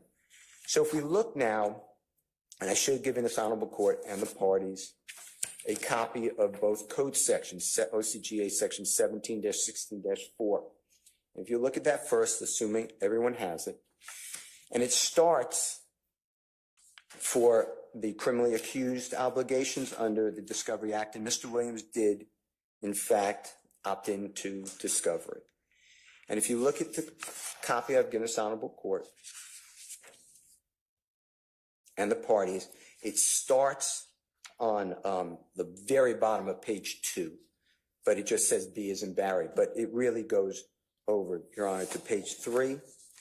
And that's where the 1 is in 17-16-4 in the copy I've given. And it says that the defendant, within 10 days of timely compliance by the prosecuting attorney, but no later than 5 days prior to trial, or otherwise ordered by the court, shall permit the prosecuting attorney at a time agreed to by the parties, or as ordered by the court, to inspect and copy books, papers, documents, photographs, tangible objects, audio and video, tapes, films, and recordings, or copies or portions thereof, and to inspect and photograph buildings or places which are within the possession, control, custody, or control of the defendant. And this is what I stress, Your Honor, it's stressed in the footnote, and which the defendant intends to introduce as evidence in the defense case in chief or rebuttal at trial. Your Honor, under OCGA section 17-16-7. If you look at that, and I've given a copy of that to this honorable court and the parties. And that has, give me 1 second. That has no later than 10 days prior to trial, or at such time as the court permits, or at the time of any post-indictment pretrial evidentiary hearing, other than a bond hearing, the prosecution or the defendant shall produce for the opposing party any statement of any witness that is in possession, custody, or control of the state or prosecution, or in possession, custody, or control of the defendant or defendant's counsel, that relates to the subject matter concerning the testimony of the witness, that the party in possession, custody, or control of that statement, and this is what I stress, intends to call at the trial or such post-indictment pretrial evidentiary hearing. I didn't call these witnesses. So the reason that it is so important is we're just dealing with who's case in chief. Georgia doesn't have the pre-2002 Rule 16 analysis that was done in United States versus Young. This is not even close. Page 5 of 7, and Your Honor, I am now in the other green. So it is GREEN versus state, but it's 307 Georgia 171, 835 Southeast 2D 238. It's a 2019 case. No relation that I know of. It's in Division 4. It's on page 507, like I said. Left-hand side, the last line before the footnotes, 2 lines up, actually. It says, however, that is not what Georgia law requires. As provided by the plain language in 1716-4B2, the statute does not require a report to be prepared and made available or served unless the defendant intends to introduce in evidence the defense, I apologize, in the defense case in chief or rebuttal the results of the scientific test or experiment. If you go to the next case, which should be, or another case, I don't know if they're in order, but it's Carmichael, Your Honor, which is CARMICHAEL versus state. 353 Georgia Appeal 64. That's 836 Southeast 2D 184, 2019 case. And Your Honor, if you can turn to, from the copy of Guinness Honorable Court and the parties, page 7 of 8. And Your Honor, this is on the left-hand side, the first full paragraph, but counting from the bottom. 1, 2,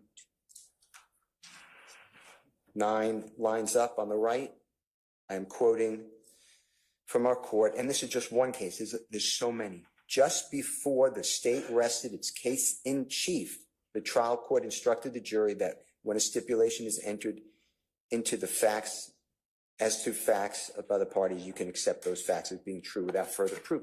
My point is, their case in chief is, it's a term of art. It has a distinct meaning. Yes, and if you go back to the Harry case, it's actually a fascinating case to read. It's an enjoyable case to read. They go through case in chief versus evidence in chief, and they talk about specifically all the U.S. Supreme Court cases. It's on page 8 of 17 of United States versus Harry, Your Honor. It's a well-written, it's really a good job.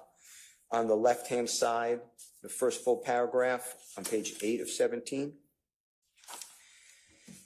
And the court, the district court in New Mexico wrote, courts have repeatedly used the term case in chief to refer to the part of the trial between the time that a party calls its first witness and when it rests. And then they go through all these United States Supreme Court cases that talk about that. I mean, it's not even an issue. So I, for the fourth time in doing this, the state then has,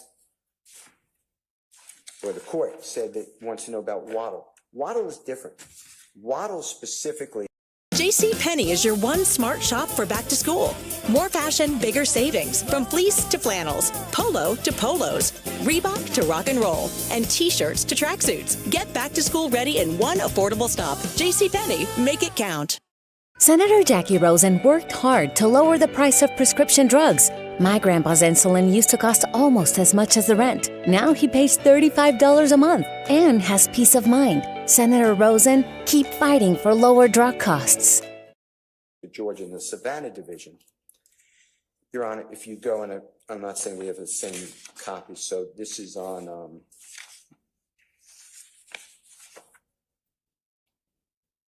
I have page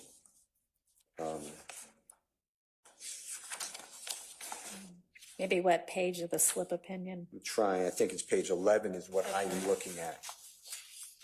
It starts out with one final point. Okay.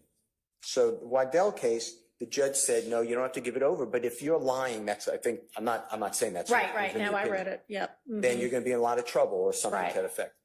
But what happened in the issue in Waddell was they were talking about a statement given to the accused before the indictment. So it wasn't done under the auspices of work product, where the lawyer goes out and interviews witnesses. What Ms. Love tries to do is, I would have a chilling effect. I interviewed every witness that would talk to me. I interviewed everybody.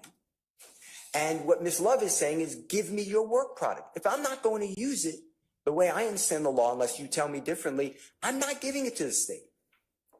So that's my understanding as well. So when she says, you know, Mr. White, and I heard what you said, they didn't use it, why would you ever get it? That's exactly right. I hardly cross-examined Mr. White. But the state is telling me to give it. They went so far as Ms. Love called our investigator and tried to get involved and break the attorney camp. She told our investigators, you can call me, give me any recordings that you have of Mr. Bean. Now the investigator's skilled. So he must have said, I wasn't on the phone. But Ms. Love then reported it to Judge Glanville, who said that was appropriate. He shouldn't have given you anything. Said, Mr. Steele's investigator's obstructing us. This is so wrong of the prosecution. 4 times I've given the same case. 4 times I gave that Green case. 3 times Judge Glanville ruled. In addition to that, there's factual, not only, you know, am I rejecting, I am never taking Ms. Love's proffer. Okay, so she says that I said, I don't talk with Ms. Love, by the way, if you didn't know that. So I never said anything to her. But that I said. Is there somebody on the state's case that you are able to talk to? Yeah, Ms. Willis. All right. Well, okay. On the second page, and I'm just looking at the amendment to supplement, on page 2, in the center of the page. Right. And I should start above, but I'll get to that if you don't mind.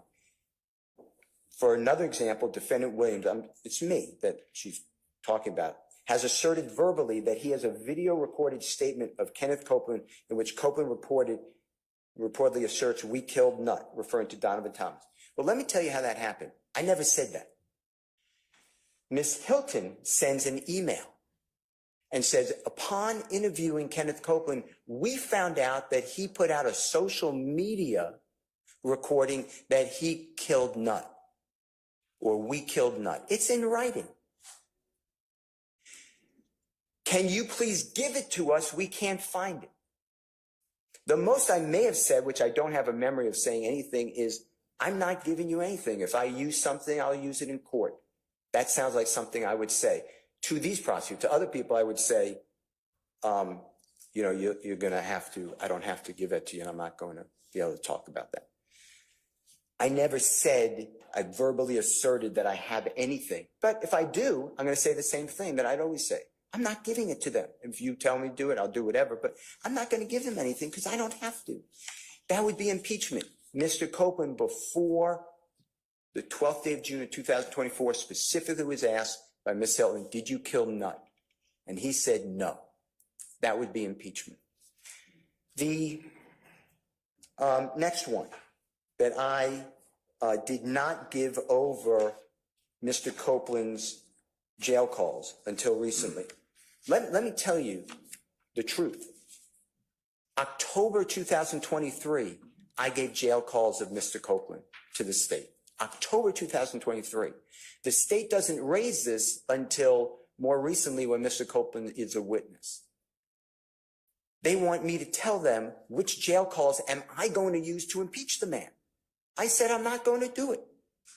Judge Glanville said, you don't have to do it. I'm not going to do it unless you tell me to, but I don't understand how I'm doing this. And then to stand here and say, I just gave it to him is preposterous. In addition to that, then we go to the first one, Mr. Bean. Mr. Bean testified for days. This case, Your Honor, has taken so long. I don't know how long he was on the witness stand. It would not shock me if he was there for 3-4 days. All he said was, I don't recall. That's what he said. I don't recall.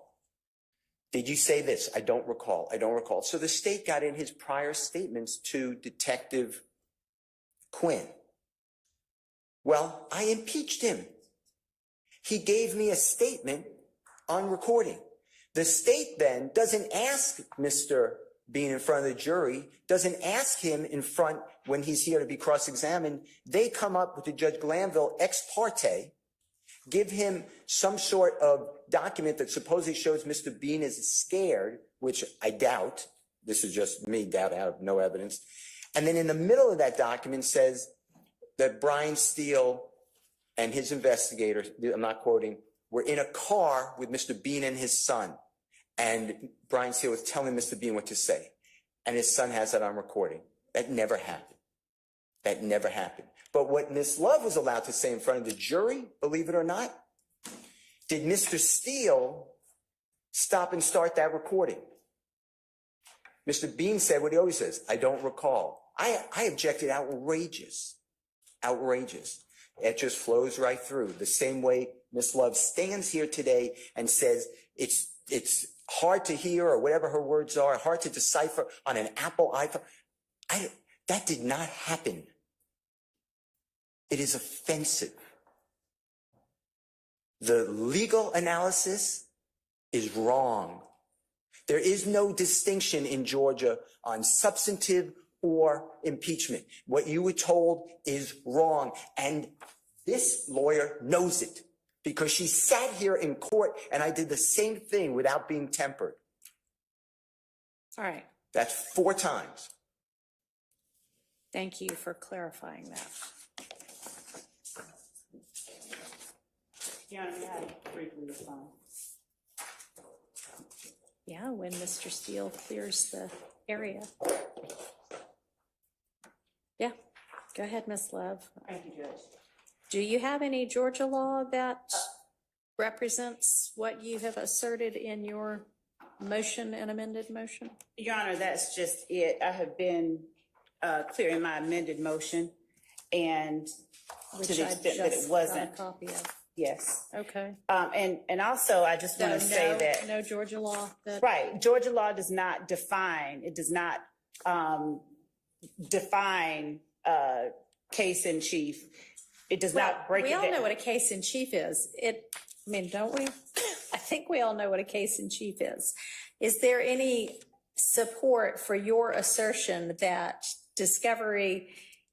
reciprocal discovery is required based on the concept of substantive evidence? Your Honor, what I have said and what I maintain is that, one, there is an absence, and I'll point the court to 3 different cases, Harris versus the state, 314, Georgia 238 as one. And these are just instances. 238?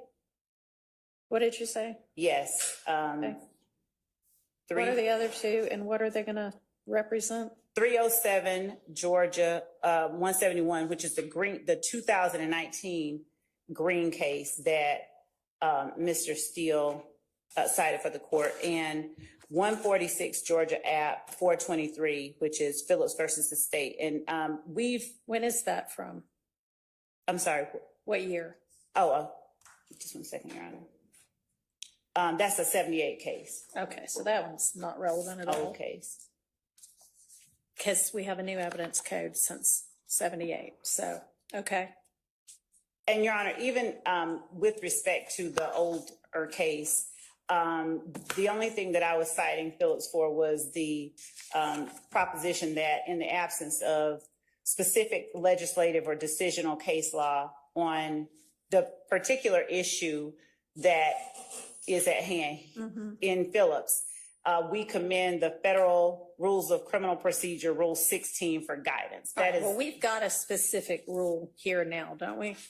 Well, when you say we have a specific rule, is the court speaking of the discovery statute that says? That's what we're talking about in this motion, right? Right, yes, Your Honor. We are talking about that, and the state's position, the state maintained, first of all, let me be real clear, we didn't file a brief. This is the first brief that we have filed where we've asserted these things. We have asked that the court require Mr. Steele to turn this stuff over, but we've never argued it out. Mr. Steele has stood up and said he's not required to, and he has pointed to the discovery statute. The court has said, okay, yeah, he doesn't. And we put that in our motion to the court, that the court has previously made a ruling that we thought deserved a second look at. Defendant Williams has adopted as his witnesses all the state's witnesses in the witness list that he filed. And so, Your Honor, when we assert based on Waddell, and Waddell also speaks about work product, and it makes this distinction between factual history and work product and what the state or is and is not entitled. The state stands on its assertion regarding what the requirements are because of the fact that I understand the court's position that there is no misunderstanding about what case in chief means in Georgia. But as there was this expounding on its meaning in Waddell, I think it's important to recognize that there's not been a similar sort of expounding in Georgia, and we can all presume or take for granted that it just means when the defendant is putting up his particular case. Right. Okay, so do you have any case law in Georgia that supports the position you took in your motion that reciprocal discovery requirements are triggered based on whether you're presenting something as substantive evidence?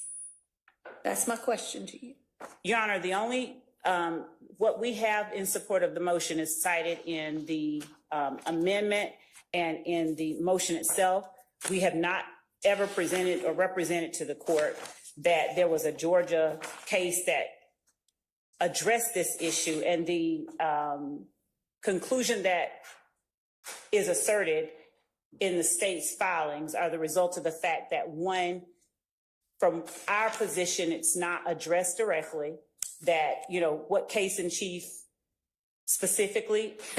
So you are telling me that when our discovery statute says that the defendant is to produce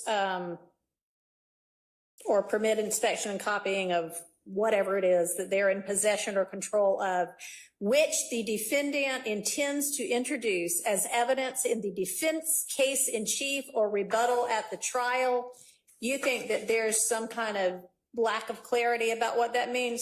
Is that what you're representing to the court? Your Honor, I'm representing that was the position that was taken. That was what was analyzed in the cases that we have cited in our amended amendment and supplement to our motion to compel.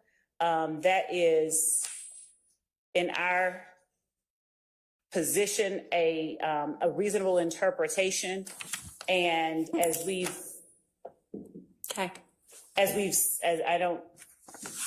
said in our filing, Your Honor,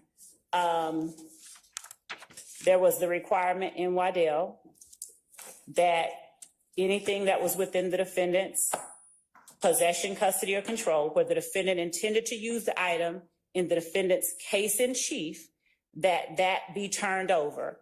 The Waddell court, Your Honor, in analyzing the meaning and understanding of case in chief, as the court correctly pointed out earlier, said that if it is going to be used as both impeachment and substantive evidence, that constitutes case in chief. From there, we made the assertion, the state's position, that if the defense intends, because there's nothing in Georgia law that analyzes it at this level.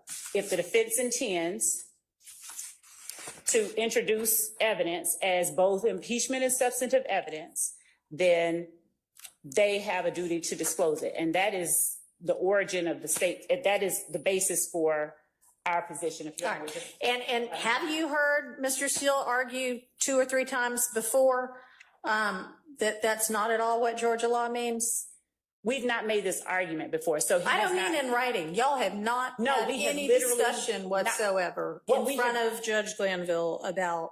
As I have said in my motion, Your Honor, what we have argued, the state has said, Your Honor, they have a duty to disclose this. This is stuff that we are entitled. And Mr. Steele has said no, in citing the Georgia statute. He said we do not. I have never asserted, I've never made this distinction. I've never said that case in chief means if it's being presented as impeachment as substantive evidence. I've never made that argument in a written or oral filing. Okay. All right. Well, I would like for you to take your duty of candor to the court with a little bit more seriousness in the future, Ms. Leaf.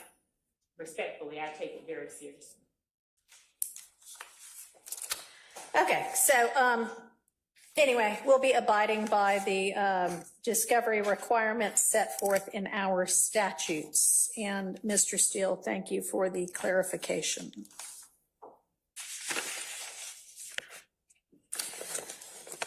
All right, I think that brings us to the issue of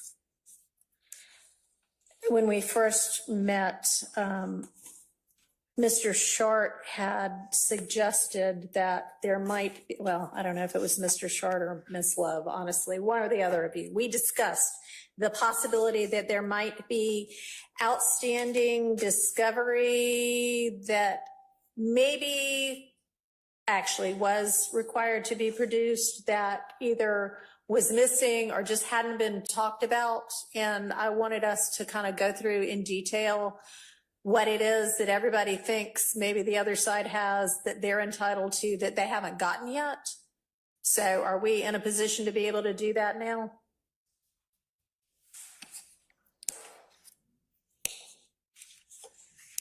If not, we can do it tomorrow or the next day and we can move on to, we've got other stuff to do too.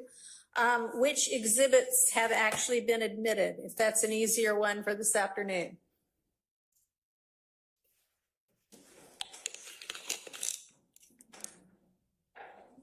Which would y'all rather?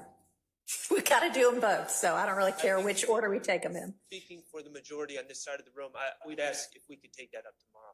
Okay, so can we do then today? I think Mr. Steele provided sort of as a starting point a list or a chart or a spreadsheet or something of his understanding of what exhibits have actually been admitted. And for us to take this pause is a good time to make sure we're all on the same page about that. And I know that Ms. Weaver, the court reporter, had at least provided to me, but I don't know whether she copied y'all or not, a couple of places based on that chart where she thought she wanted some clarification, or she thought maybe it had been talked about but not actually admitted, so we can go through all of those. Do y'all have that, or do I need to get y'all that?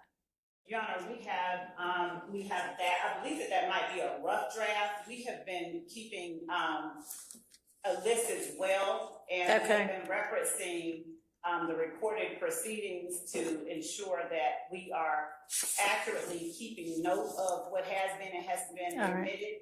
As I stated earlier, there have been instances where it has been proffered that evidence has been admitted, it has been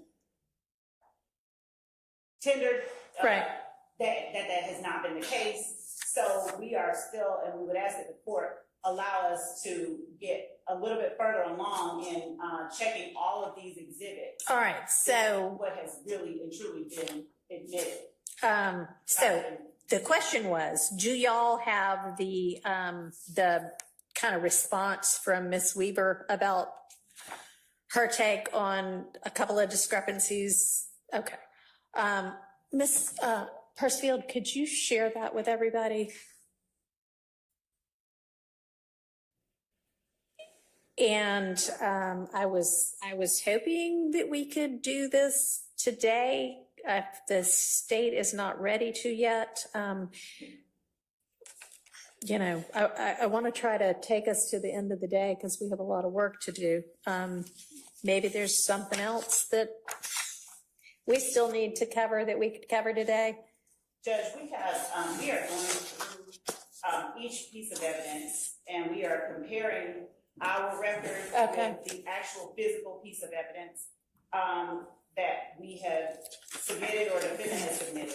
So that endeavor is I'm sure it's time consuming, voluminous. And we have endeavored to make certain that it's accurate. So, well, that'll be helpful.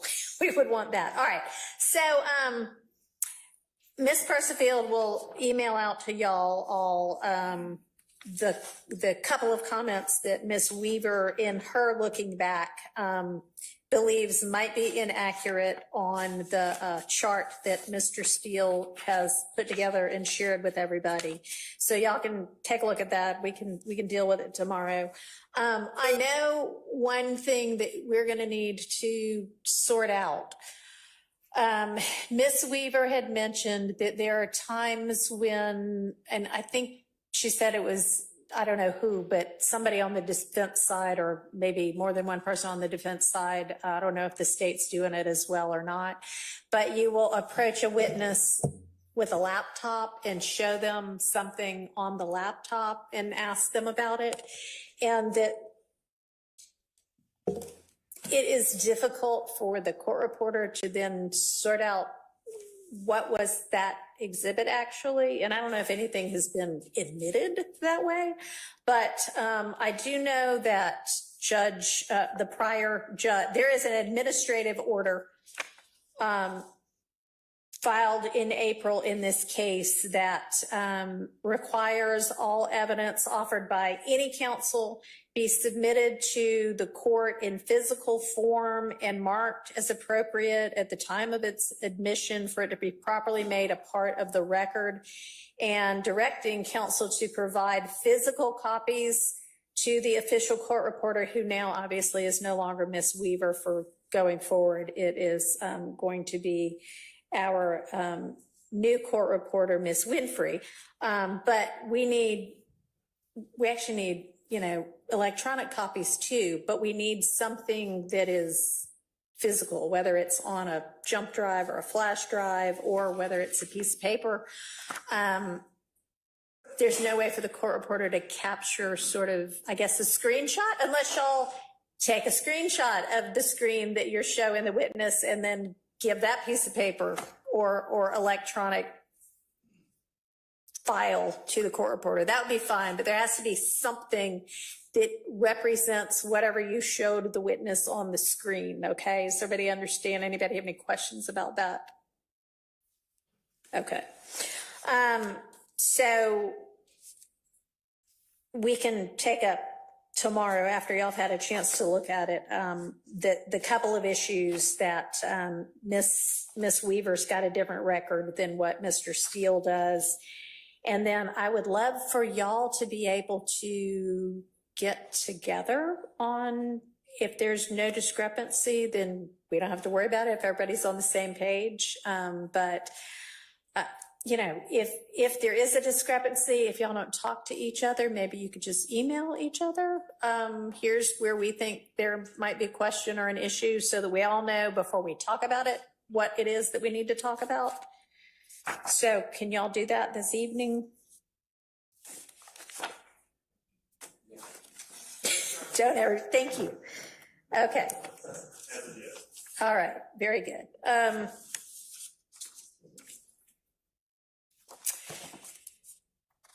All right, the state has provided an updated witness list, which is still fairly long. And I would like to know from the state, does that list include, is that just the witnesses that are have been called yet that still need to be called, or does that include everybody, the witnesses who have been called and those who are still to be called? Your Honor, that includes the witnesses that need to be called. Some have already been called, but Yeah. those are everyone moving Yeah, forward. there were a few you highlighted and said we may recall these. So that is 105 or so witnesses still to go, though? Yes. Okay. And is that with y'all narrowing it down and picking only the witnesses y'all need? Yes. Okay. Well, we'll see. But, all right, are there any other, we've got to figure out how we're going to deal with Mr. Copeland's sort of redo, but are there any other motions that I haven't gotten to yet today or mentioned today that are outstanding? I emailed Your Honor's chambers regarding motions that I filed in, because I did not have access to Odyssey and I could not pull them off the internet, and I did not have the file copies on my computer. I identified what they were, but they were noted. Essentially, I would think they're titled notices of objection. They were regarding, Your Honor may or may not know this, there was a wiretap in this case. There's, and then also my client's phone, actually 2 phones, were extracted and dumped. So there's numerous phone calls, texts, emails, things of that nature that are on either the wiretap that were intercepted, some involving some with my client as a part of those communications, some not, as well as all the things that are typically on a cell phone that deal with someone's essential life on an electronic device. The state has, to my knowledge, not identified what they plan to use from either of those sources of information at this time. And that's why I labeled it a notice, because there is irrelevant information, there is prejudicial information, there's on the wiretap, not so much Mr. Stillwell, but there's other individuals on these wiretaps discussing all sorts of other acts that have nothing to do with this case. And so there's just a lot there, and we're going to need to have that discussion at some time. Okay, thank you. When does the state intend to let the defense know what it is they're actually using out of the universe of all possible things?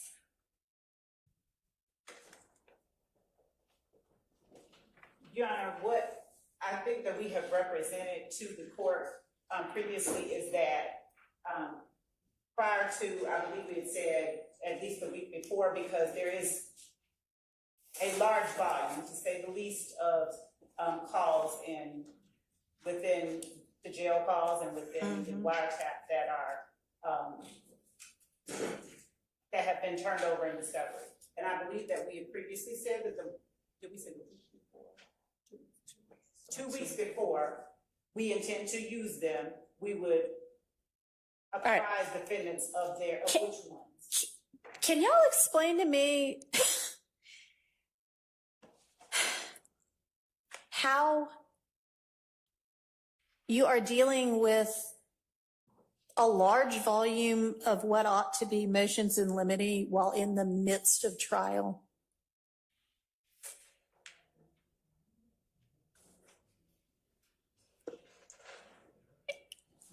And still being in any way efficient with the jury's time? You're not, essentially. Okay. All right. That's just not practical. I mean, we're going to change that going forward. And I'm not going to say I need you to know everything tomorrow, because I know it's a voluminous case. But y'all been putting this case together for 2 years. And you ought to know, I mean, you clearly know what witnesses you're going to be using. And you've given me, kind of a very broad idea of what exhibits you intend to use with those witnesses. But I don't know that if we're just every other week saying, okay, let's figure out all of the evidentiary issues that have to do with the next 2 weeks worth of witnesses. We can do that in one day on a Friday. We just can't. So we're not going to be able, I mean, we all know that we've got this week, and we know that the jury has already been told before I became involved that they essentially have the week of, what is it, August 19th out. So, you know, this week might be taken up pretty much with sorting out the two things I just mentioned, and then sorting out all of the evidence that goes along with Mr. Copeland, because he's our next witness up. But the week of August 19th, we need to be plowing through a whole lot of other evidence, not just what's coming up in the next 2 weeks. We need to be covering the next several months, which ought to be, frankly, the end of this trial by then. I mean, it should not take another 7 months. It shouldn't. Whether it does or not, I don't know. But so the state needs to produce in much more detail a much more winnowed down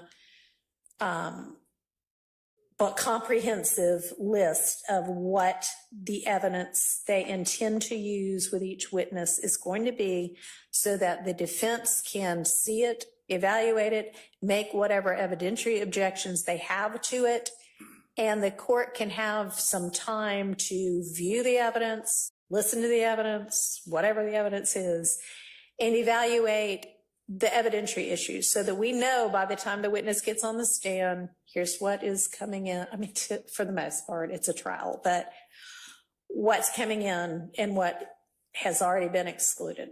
So do I need to be more explicit about that? Or do y'all understand your marching orders? Yes, we understand what the court is asking. All right. So, like, I feel like I need to be more explicit about it, even though I know y'all understand. By the beginning of next week, I want to see, you know, at least the next 30 witnesses worth of evidence, okay? And then maybe by the end of that week, the next 30. Okay? All right, and we're going to plan to be here all of the 19th, and I don't know when else we're taking breaks, but okay, so that's that. Can I ask a clarifying question, Your Honor? Yes. And Mr. Adams and Attorney Adams and I filed, I think that motion, it was not helpful just say like witness Kenneth Copeland, jail calls, social media. I think you just... Fairness to the state, I do think that when I asked them for that, I said kind of broadly, let me know what evidence. And now I'm asking for it in more detail, just because practically speaking, in the middle of a trial, we've got to sort out what evidence is admissible. And ideally, the jury's sitting there waiting on us. That's perfect. Okay. We appreciate it. The specifics will make us roll better anyway. Yeah. Thank you. All right. So, any other motions that are still needing to be addressed?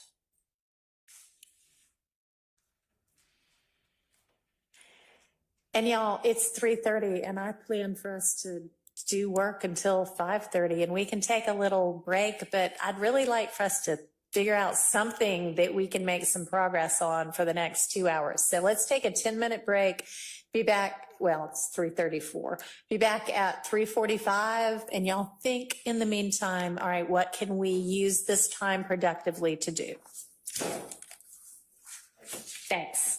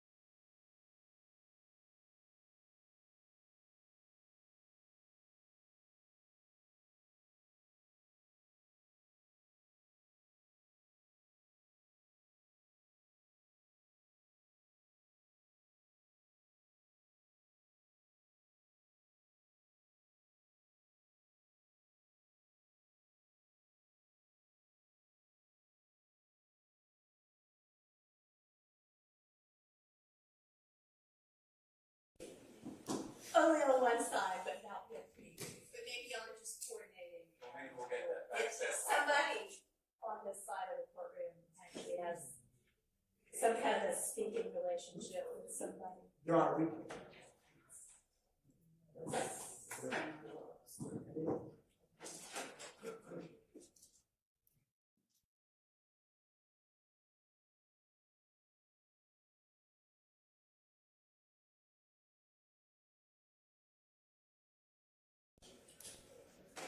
All right, attorneys, try to be back by the time I say be back, okay?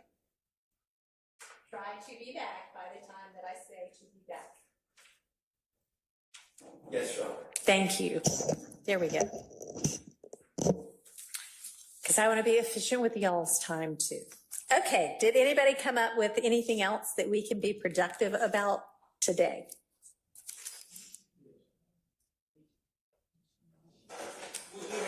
All right, what is it?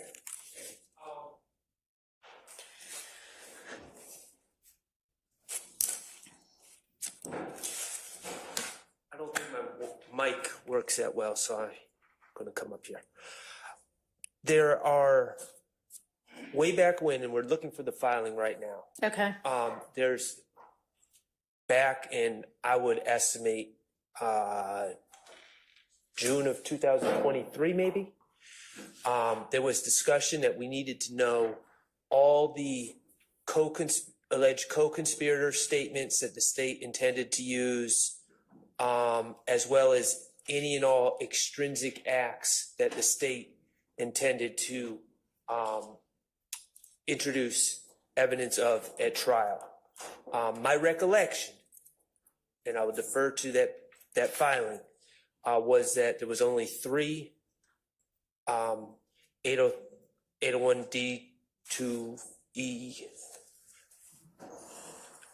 co-conspirator statements. Okay. There was only 3 listed, and then there was also a certain number of extrinsic acts that were listed.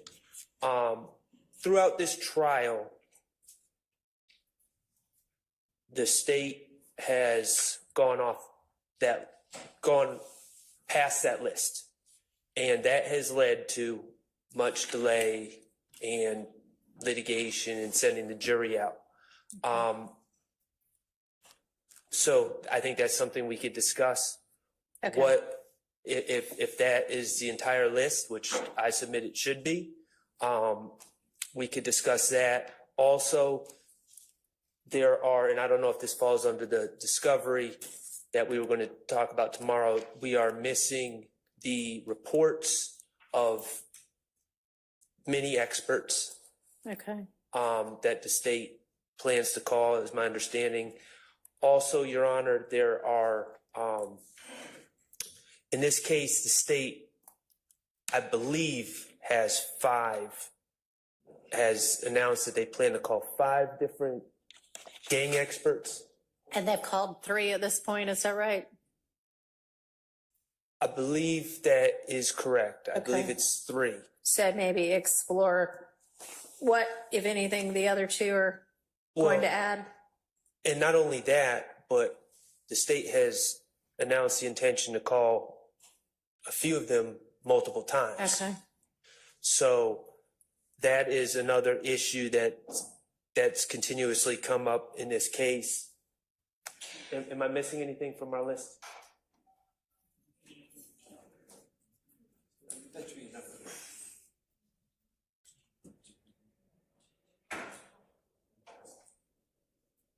That was it? Okay. Okay. So all those right. are the Okay. issues that we came up with. Thank you. All right. And if the state needs the evening to,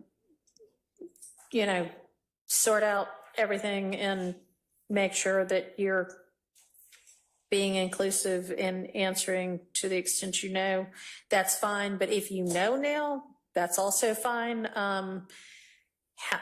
Do they have notice of all the different co-conspirator statements that the state intends to use and the extrinsic acts the state intends to use?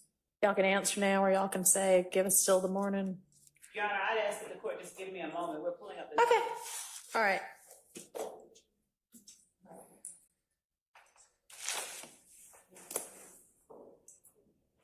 And while y'all are looking, I'm just going to make a general sort of admonition to not the parties in council, but anybody that wants to come in here to watch this case that, and I mentioned before, but I don't know, I may have to mention it a couple of different times. I don't expect there to be frequent up and down, in and out. That's distracting. So try to keep that to a minimum. There shouldn't be any talking in court other than the parties maybe whispering between the attorneys and the clients in the court. If you're watching the case in here with us, and you need to say something to somebody else, step outside to do that. There doesn't need to be any kind of, it's just distracting. There's a lot going on and there's a lot to pay attention to. And when we've got other conversations going on, it's that much harder to focus on what we and I need to be focusing on. And I also want to make clear that the deputies in here have my full authority to manage this courtroom. So if they give you an instruction, you need to abide by it, okay? And I'm not talking about or to anybody specifically in here right now.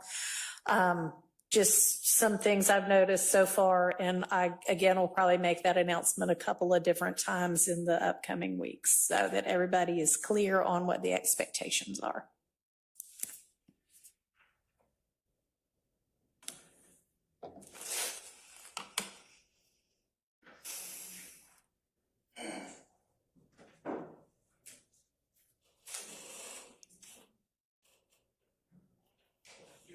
Yeah.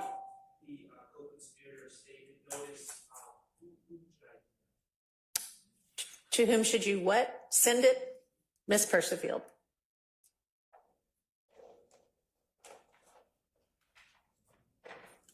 Your Honor, to the extent that the court's question was specifically, have we noticed the defense of the evidence of intrinsic acts? Is that the question that the court asked? No, maybe it wasn't very artfully formed, but to the extent you can, to the extent you know, and hopefully you know since you're in the middle of your case, I would like for you to make sure that you have given the defense notice of whatever co-conspirator statements you intend to use, and then separately, whatever extrinsic acts you intend to prove. Okay. And if you want to do that now, that's fine. Otherwise, that's something we can go over in detail tomorrow. Judge, I'm looking at I'll start with just the intrinsic acts, and I'm looking at 51 of them. I'm not sure about the 3 that were referenced, but within the intrinsic act notice that we filed on November the 6th of 2023. Okay. We made specific references to 51. And we also said acts contained within this non-exhaustive list. We referenced that the list was non-exhaustive, and we noticed the defense of the state's intent to introduce evidence of these particular acts. If the court will permit me one moment, I just wanted to call the court's attention to the November 6th. Okay, so given that you noticed 51 but said it was non-exhaustive, that sounds like there might be others. So at this point, can you make the list exhaustive? Yes. Okay.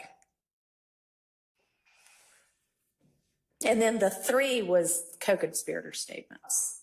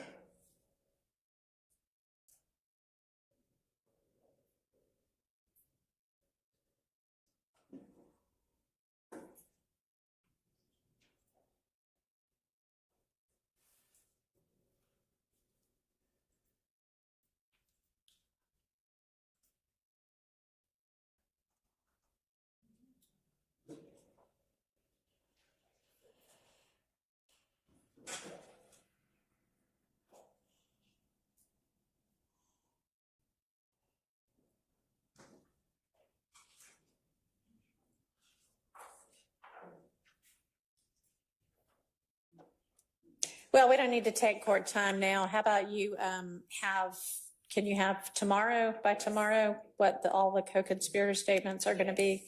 And then how much time do you need to make the other list exhaustive? Okay. So, Judge, what we're discussing is the number of co-conspirator statements that may be contained within the jail calls that we are also, jail calls and the wiretap calls that we are intending to introduce. And so, to the extent that we reference simply what we filed, we can present that, but we would ask the court to allow us to address on the week that the jurors are out. The 19th?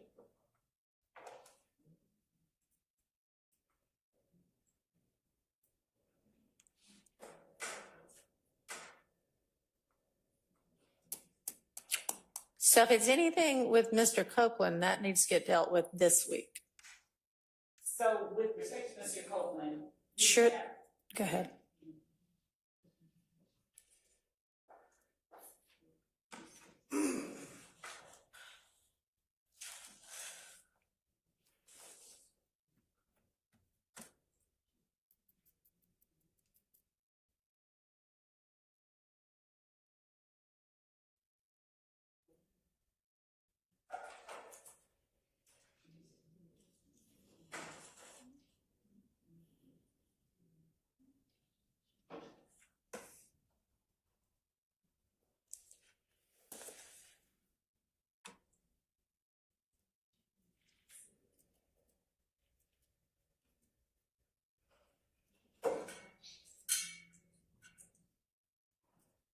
Okay, Your Honor.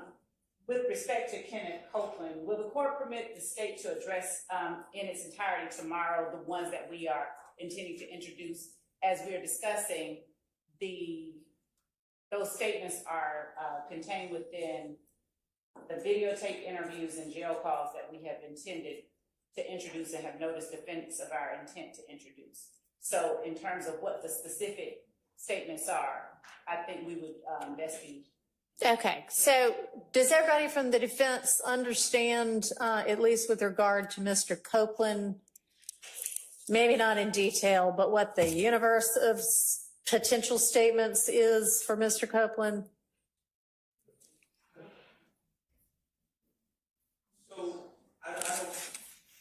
I mean, y'all had gone through a lot of this and hashed it out once already, and you might not have gotten through everything, but y'all had done various statements and gone through in detail on what was in and what was out. And I know we might have to do that over again, and then there are jail calls that y'all had not reached yet, but I think the state had represented, there were 5 or 6 of them, and y'all know which ones they are. So that y'all all know, right? So we know about the jail calls, Okay. that assuming that the state's not expanding that list. They're not going to be expanding that list, are you? And Not the jail calls for Mr. Copeland, no. Okay. And when they say noticed of things that are in statement or as past statements, I am aware that I'm not aware of any co-conspirator statements by Mr. Copeland I'm aware of the Garlington to Copeland statement. Yeah. But From Mr. Copeland himself. I don't, when they say they've noticed us on statements by Copeland that are in his statement, in his prior statements, I don't know what that means specifically. Okay. So are y'all including within that, like, here's what Garlington told me? Yes. Okay. So, all right. So that y'all do have, and how many of those are there? How many statements of Garlington to? How many co-conspirator statements from any alleged co-conspirator are there that y'all are going to be introducing through Mr. Copeland? Or potentially introducing through Mr. Copeland? At least 3 co-conspirator statements, 2 from Garlington that is contained within the June 10th interview. And then there's a jail call with Mr. Copeland and other unindicted co-conspirators as well. Okay. So defense. If there's more, we can correct that tomorrow, but. Okay. I'm thinking of- All right. So take a look at it tonight and make sure. Okay. And then with regard to the other acts, do you want me to set I think it would be a good idea to have a deadline for giving the exhaustive list over. So do y'all want to make a suggestion as to how long y'all need to do that? Just 1 second, Your Honor.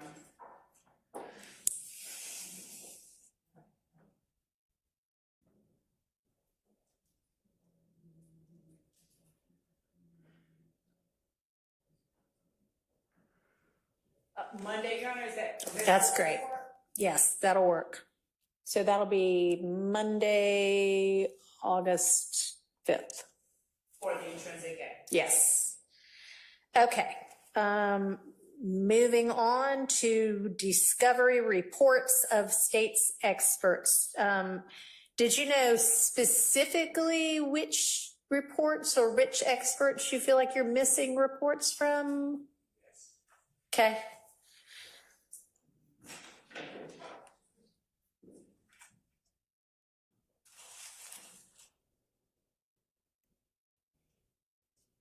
Your Honor, I just asked my coworker that I'm privileged to work with to email to your Honorable Court's coworker and everyone else the November 17, 2023 written order on this topic.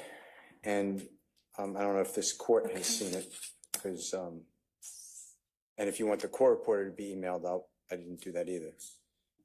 Apologize. But we had a hearing on this on or about August 21, 2023. Opening statements were approximately November 27, 2023. And we have no reports of any gang expert. We got a PowerPoint the day of testimony from the first witness, is my memory, but if I'm wrong, I apologize and please correct me. And that PowerPoint had to be gone through and had to be excised. His name is Detective Belknap, which is B-E-L-K-N-A-P. Then Detective Dennis testified. He was allowed over strenuous objection to say that we did this work, and we spoke with witnesses, and we spoke with victims, and we spoke with co-conspirators, and we spoke with people who identify themselves as a gang member in IF or a gang member in YSL. And based upon that, we know that the following crimes occurred, and here's some 911 calls. I don't know who these people are. We have no background. That's in my opinion, that's a confrontation clause violation, because it's the police officer doing the work. We never got any reports. When I've asked for the reports, I was told that that's under lock and key by the City of Atlanta Police Department. And he, meaning Detective Dennis, no longer works there and cannot get, they have a gang book. He described it as a gang book, but they can't get it. Detective Belknap said he cannot get access to give out that gang book. So we're basically in the dark, and we're hitting as best we can, but this is all over objection. I have no idea how to challenge. Like you heard earlier today, there's a lot of information for the court, but you heard earlier today that, God forbid, it's at 7:22 p.m. The 911 call goes out, and Mr. Donovan Thomas is shot. He's killed. It's on video. It's bad. It's a drive-by shooting. He gets shot.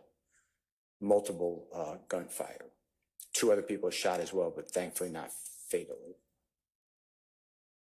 Within the next several hours, so it's 7:22, so within 5 hours, Mr. Copeland says that abodes that are close to his family members, and you heard a representation that Mr. Williams, they said stepfather's home was shot.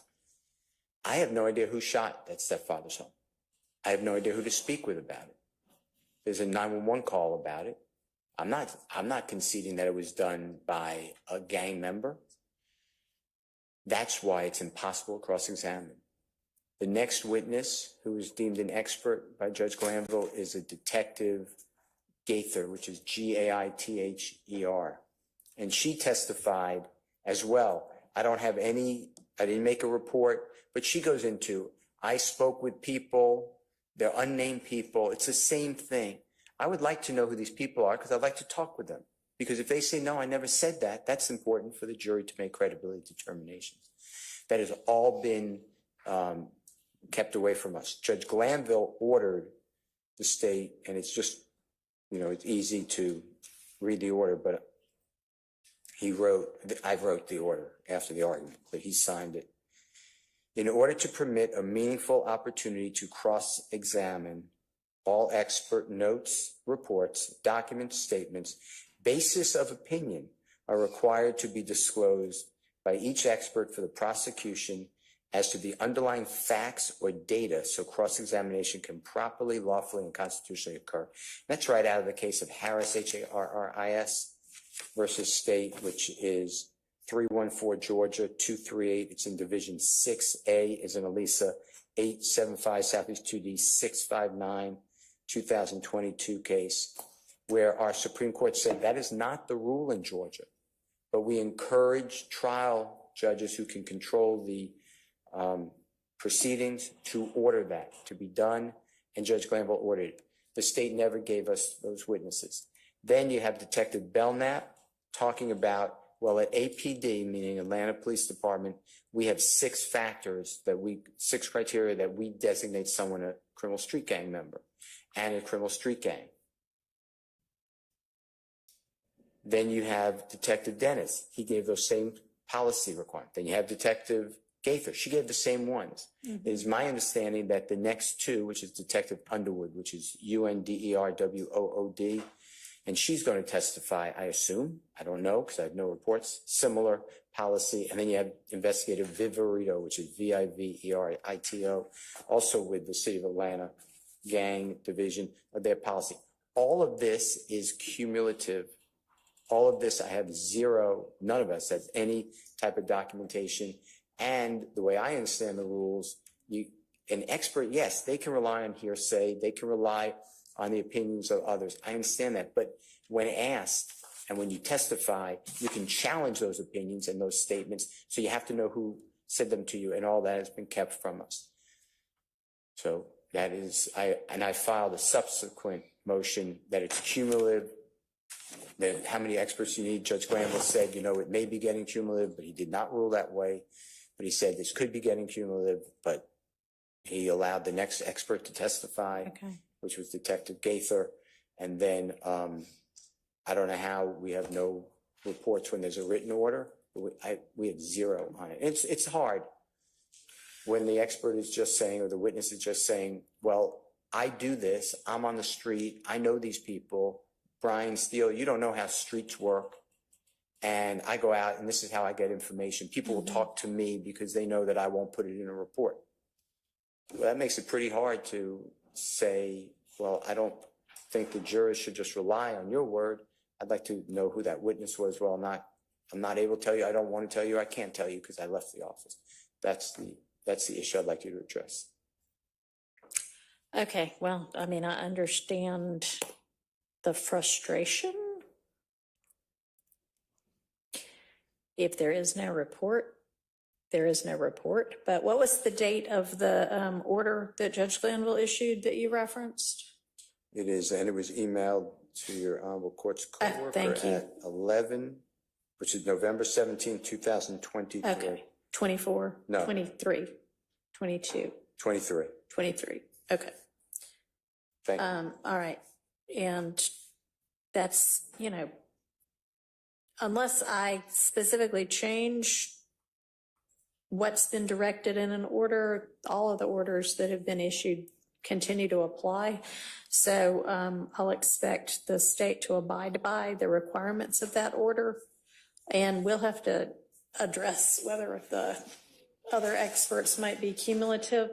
Besides these gang experts, are there other experts who you believe there should be reports for that you don't have? My knowledge, Unless my mind is not working, I believe I have reports on everyone else. Okay. Anybody else? That's my, if I misspoke, but that's my understanding. For any of the other defendants, anybody believe there are other outstanding expert reports that you don't have?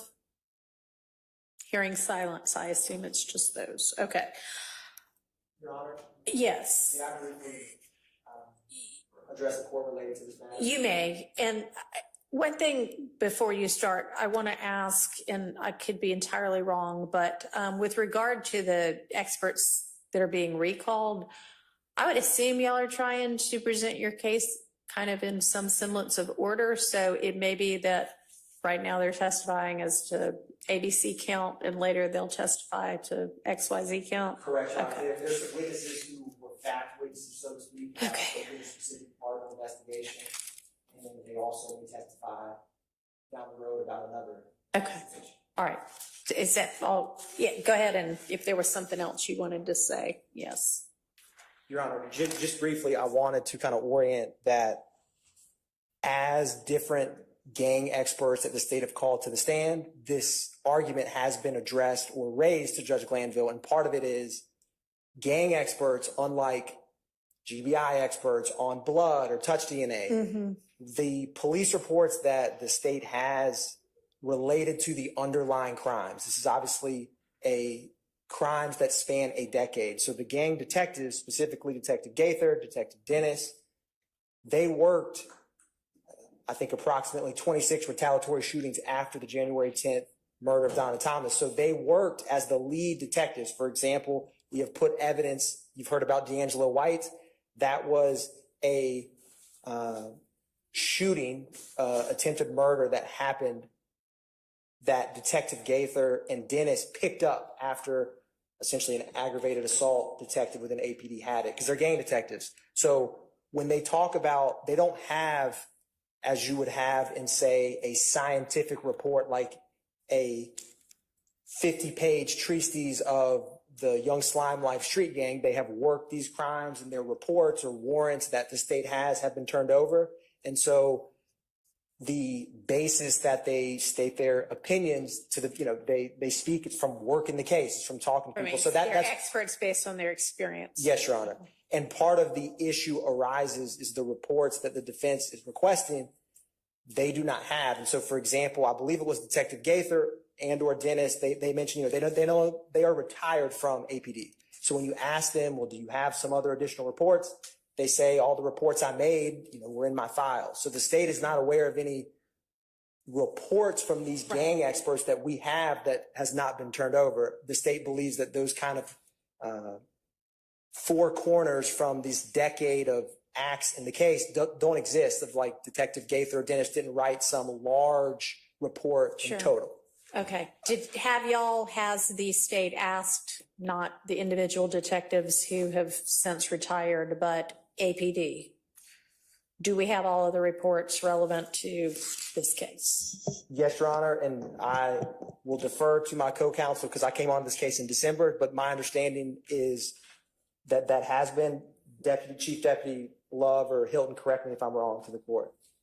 Yes, Your Honor, the reports, this is an issue that has been addressed multiple times after the order was entered. Every time that we address either Gaither, Dennis, or Belknap, the issue is raised that there is an absence of a report. Judge Glanville, the court can search the transcript for this. Judge Glanville has addressed repeatedly Mr. Steele's motions and his assertions regarding their lack of a report from various experts. I'd ask that the court review that portion. You do a search for the word expert or report. I'm not going to do that. Sorry. No, I don't have any problem with that, Your Honor. My point only is that we've addressed Got enough to read besides searching for that expert. issue multiple times. Okay. And Judge Glanville has ruled on Defendant Williams' repeated motions for a report of detectives Gaither, Dennis, Belknap, our gang experts.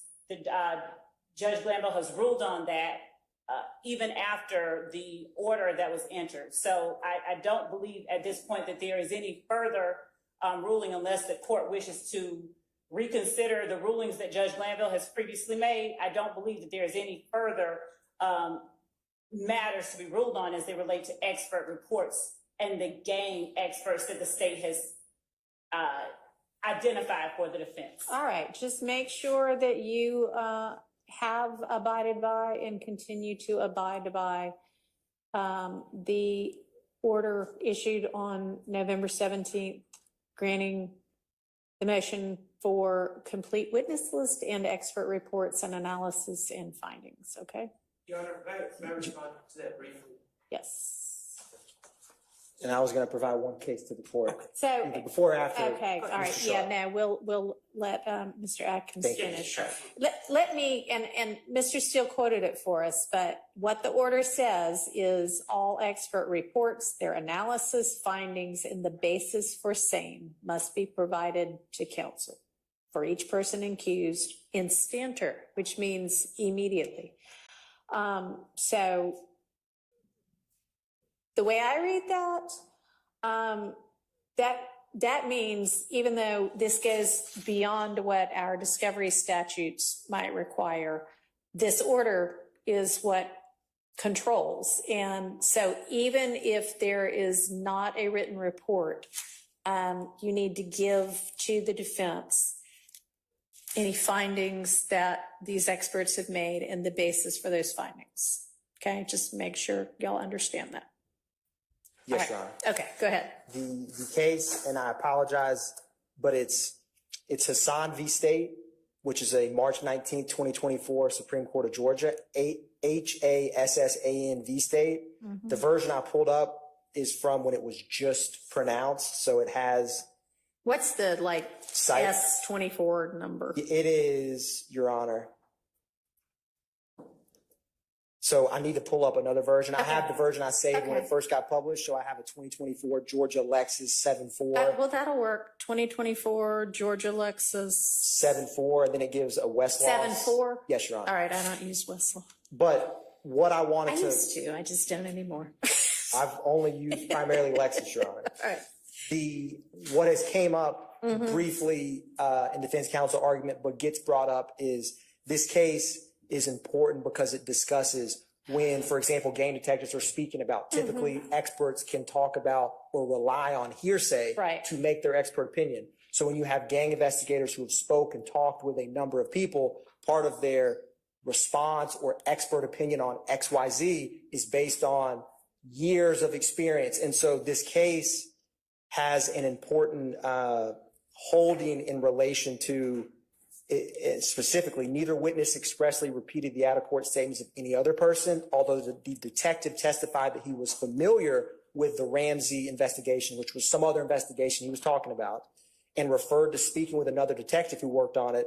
He did not specifically state what the other detective told him or how he, developed his familiarity. So it was not obvious that the evidence was hearsay, such that the trial court should have sua sponte excluded it. And this was a gang case where, kind of like how Detective Gaither, Dennis, and then Detective Viverito down the road, they reached their conclusions. And so if they are not directly deriving what their statement is from hearsay, as an expert, this case is helpful to illustrate in the context of a gang expert, how that can come up.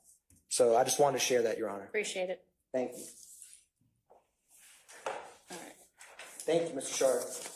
Okay.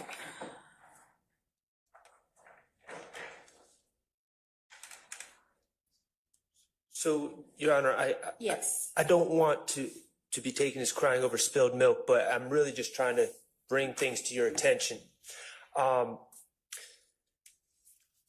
Miss Love referenced in kind of, I feel like I was the one that was making the most noise about the reports, especially investigators' reports. And the reason I was doing that, and we're not talking about expert testimony right now, reports by an expert.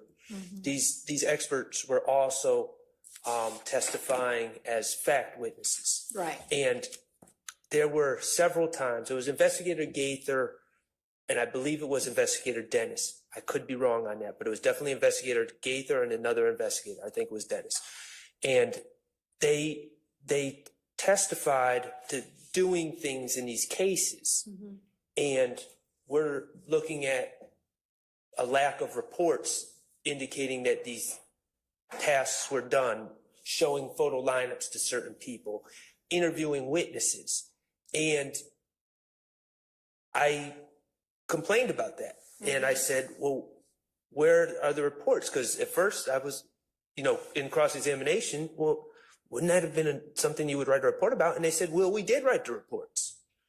And so we met out in that side room with Investigator Gaither, but I believe Investigator Dennis, we also talked to him, and they insisted that they wrote reports about this work.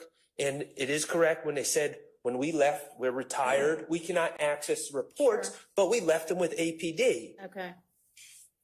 The state has stated that they don't have these reports. All right, that should not be happening.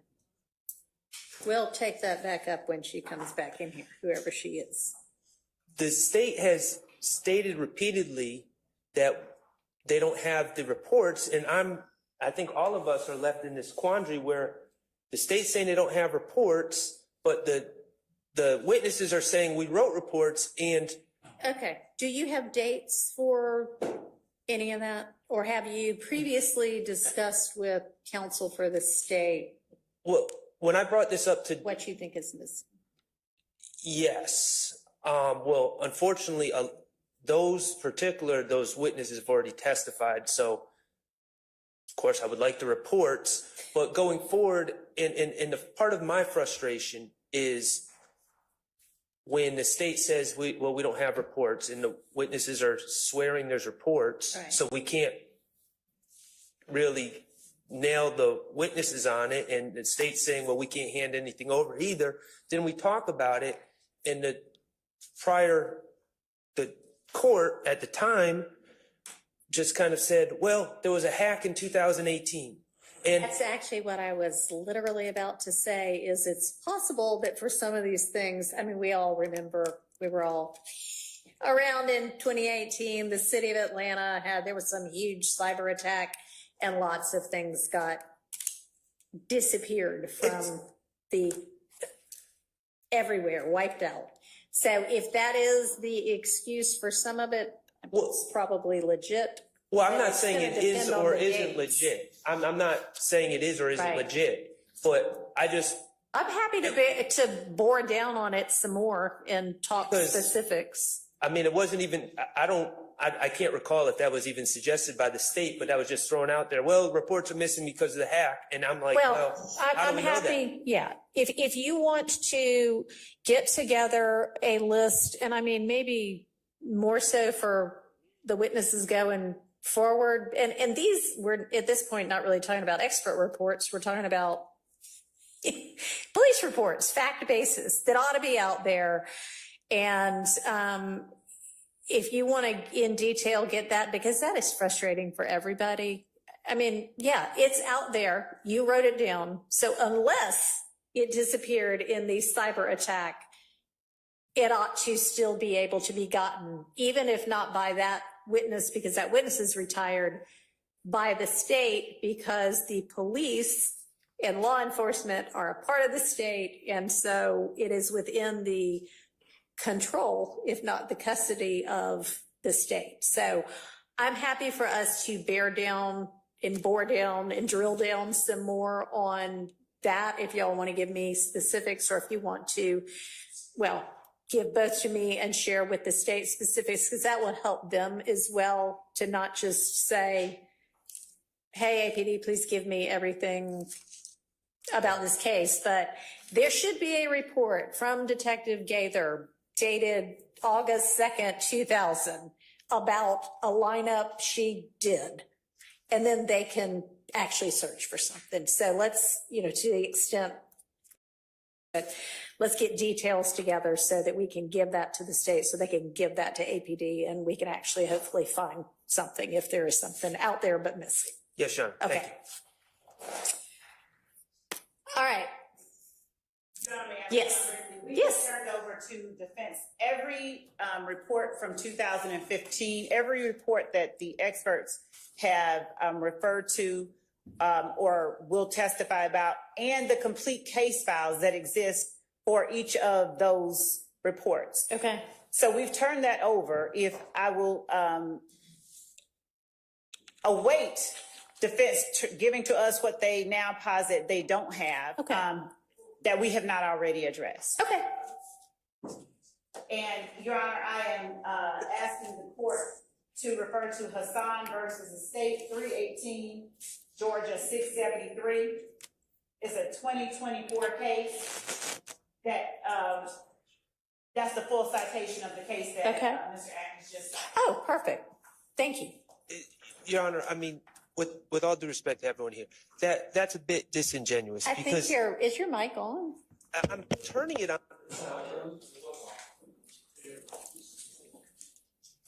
Maybe we need to take a look at that and see if it's still working.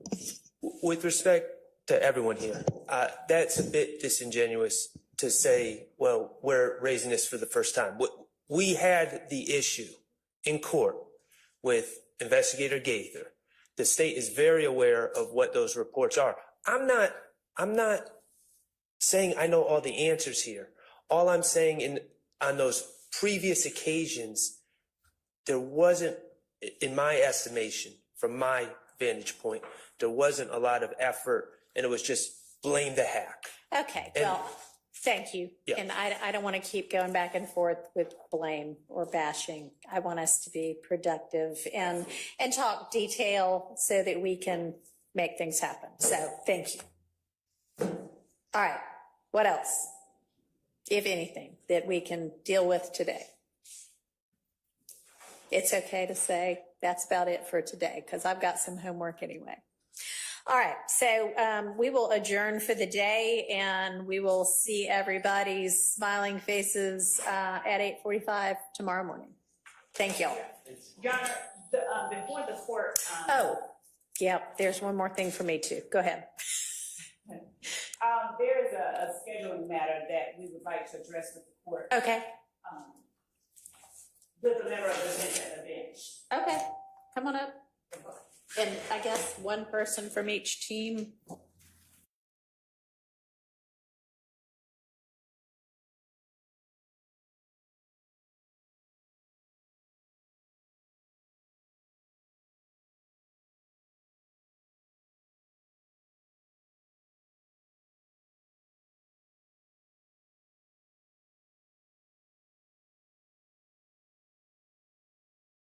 Earbuds and what have you over here that I have never used before. And if we're going to be using those during the trial, I would like a little bit of practice on them before we get in front of the jury. So maybe, you know, the next day we end at 4:30. Y'all remind me and let's all figure out how those work because I don't know yet. All right. Are you just going to be representative of everyone? Yes. Sounds good.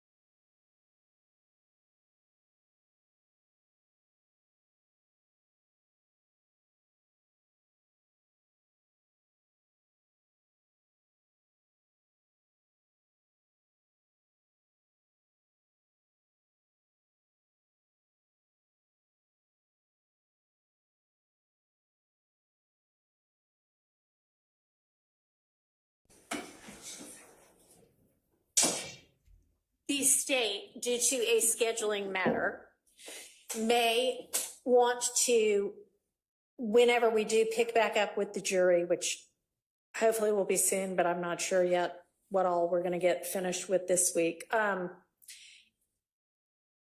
If we bring the jury back next week, there is a request for the court to consider having a witness who is not Mr. Copeland be the next witness because of a scheduling matter for the attorney who was examining Mr. Copeland. Now, we have to redo at least part of Mr. Copeland's testimony anyway. I don't know if that's an issue to y'all. We're going to have to come up with whatever we're going to say with regard to, you may be hearing a lot of this again, and you're going to need to disregard what you heard before. We'll have to work on that, and y'all be thinking about that. That's y'all's homework. But is there objection to moving to another witness and coming back to Mr. Copeland? And if so, what is it? And then I'll consider whether I'm going to permit it or not.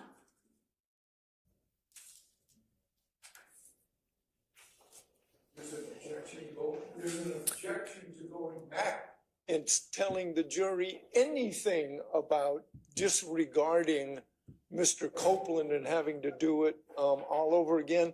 It's impossible. There's no way in the world. All right. Well, the jury, yeah, just disregard Mr. Copeland.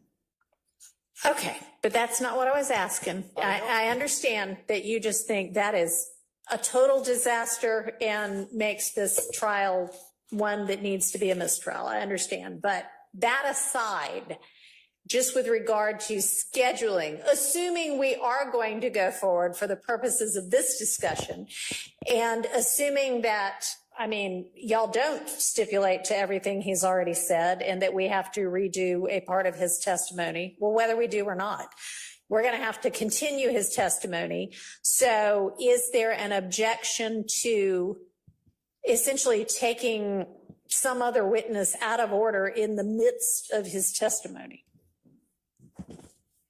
Your Honor. Yes. Keith Adams on behalf of Mr. Williams. Mr. Steele and I have consulted about that. And I don't purport to speak for anyone else. We do object to that. We believe that given the complexity of Mr. Copeland's testimony and the issues surrounding his testimony and the confusion that will probably already attach to a jury coming in and seeing some of what Mr. Copeland's heard and testified to and possibly having to be instructed about disregarding some of his testimony, we would object to going to another witness. All right, I appreciate it. And I think with that objection, you know, it's well-founded. So y'all do what you have to do with regard to who might be handling the examination, but we will pick back up with Mr. Copeland and finish with him before we move to another witness. Would you allow another member from the state to continue his examination? Considering that we're going to have to, well, as I understand it, there are a couple of days of, and I don't know whether y'all got testimony out of him or not, or if it was just a discussion of whether he was going to plead the fifth or all of that. If there was there testimony from Mr. Copeland prior to the motion to recuse on the 12th? Yes, sir. Okay. All right. Considering that Ms. Hilton handled that testimony, and we don't normally switch attorneys mid-witness, there is now a request on the floor to do just that, to switch attorneys mid-witness. We're switching judges anyway, and we're redoing some things, so it's a little out of the ordinary anyway, but if there are objections to that, I will entertain those. May I speak? Yes. I would hope that that's not as of tomorrow when you rule on the qualification, so that the children can go wherever where she would like to go, as far as I'm concerned. We will not call her for several months. Who is the witness that would be substitute? I heard what Ms. I don't know. Do y'all have another witness in mind? What is the hiatus? Is it a week? I don't know that either. Will be 1 week, Your Honor, will be my absence, will be 1 week. Your Honor, we do have several witnesses. It would be the state's intent to potentially just go in order of who we have kind of listed. So we wouldn't be calling anyone from the bottom of our witness list, but it would be someone within the same act that we're. So you just essentially skip over him and go to the next witness on your list and then come back to him. Yes. But I've kind of already entertained an objection to that and said, no, you can't do that. So the question on the floor at this point then is if we're continuing with Mr. Copeland and not picking up with another witness in the middle, is there an objection to another prosecutor handling the remainder of his testimony and whatever needs to get redone?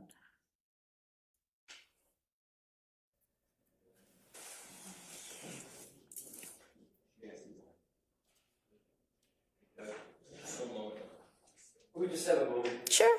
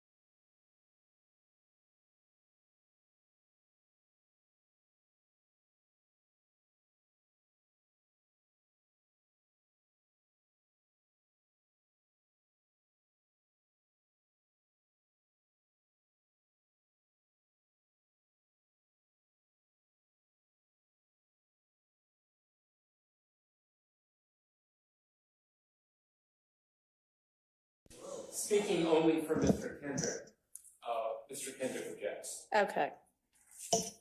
And on what basis? Because you want to make it difficult for the state. No, Which is fair. Well, no, Your Honor. This whole thing is messed up. All right. We've got to redo this witness. We can't redo the witness. Okay. I don't even want to get started. So switching out the questioning attorney is just even more complicated. Okay. So let me take that part of this under consideration. All right. Okay. So the other thing that I had Your Honor. is I Your Honor. asked. Judge? Yes. I'm sorry. yes. I'm sorry. Didn't speak Oh, I'm quick- sorry. No, that's Did you- okay. I didn't speak quickly enough, or my microphone didn't come on quickly enough. We'll blame it on that. Yeah, it's the microphone. Just to be clear, on behalf of Mr. Williams, we don't have an objection. Okay. And I don't believe, I'll let everyone else speak for themselves, but I don't believe there are any other objections back here. Other than the one already voiced by Mr. Harvey. All right, so that's just us. Okay. I object to Mr. Adams making me look bad. Okay, well, so noted. All right.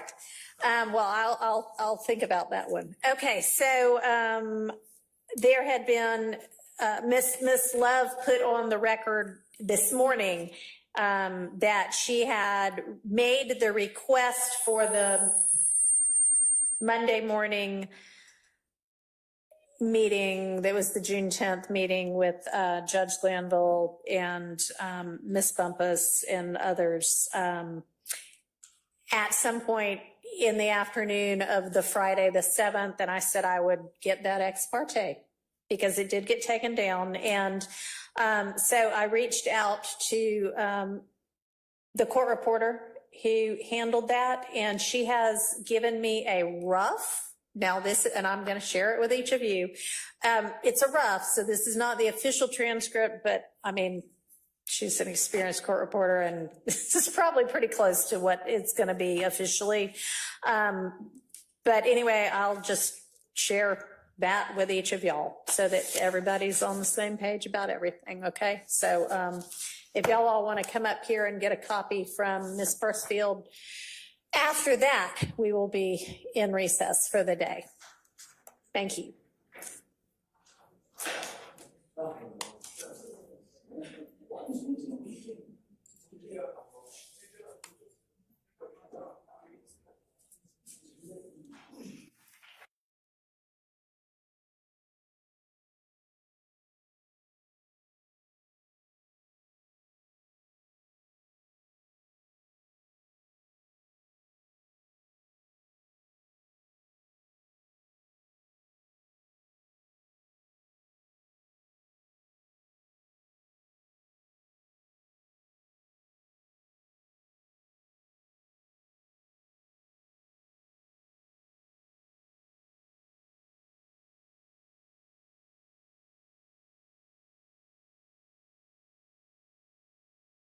Relates to the ex parte. Yeah. I could be wrong about this, but I'm asking my colleagues, and no one has the written motion for immunity for Mr. Copeland. Okay, I think that probably got filed ex parte, but is there any objection at this point in time in the defense having that as well? No, Your Honor, not Okay. the defense, no. I Okay. just didn't want to, no objection to the defense having it. Okay, so I'll email y'all if that's okay, because I don't have hard copies of that available. A copy of that. Do y'all have the order? Okay, yeah, I'll make sure y'all have a copy of the motion. Okay. Third time's a charm, we're in recess? Okay. Thank you, Your Honor. Thank y'all.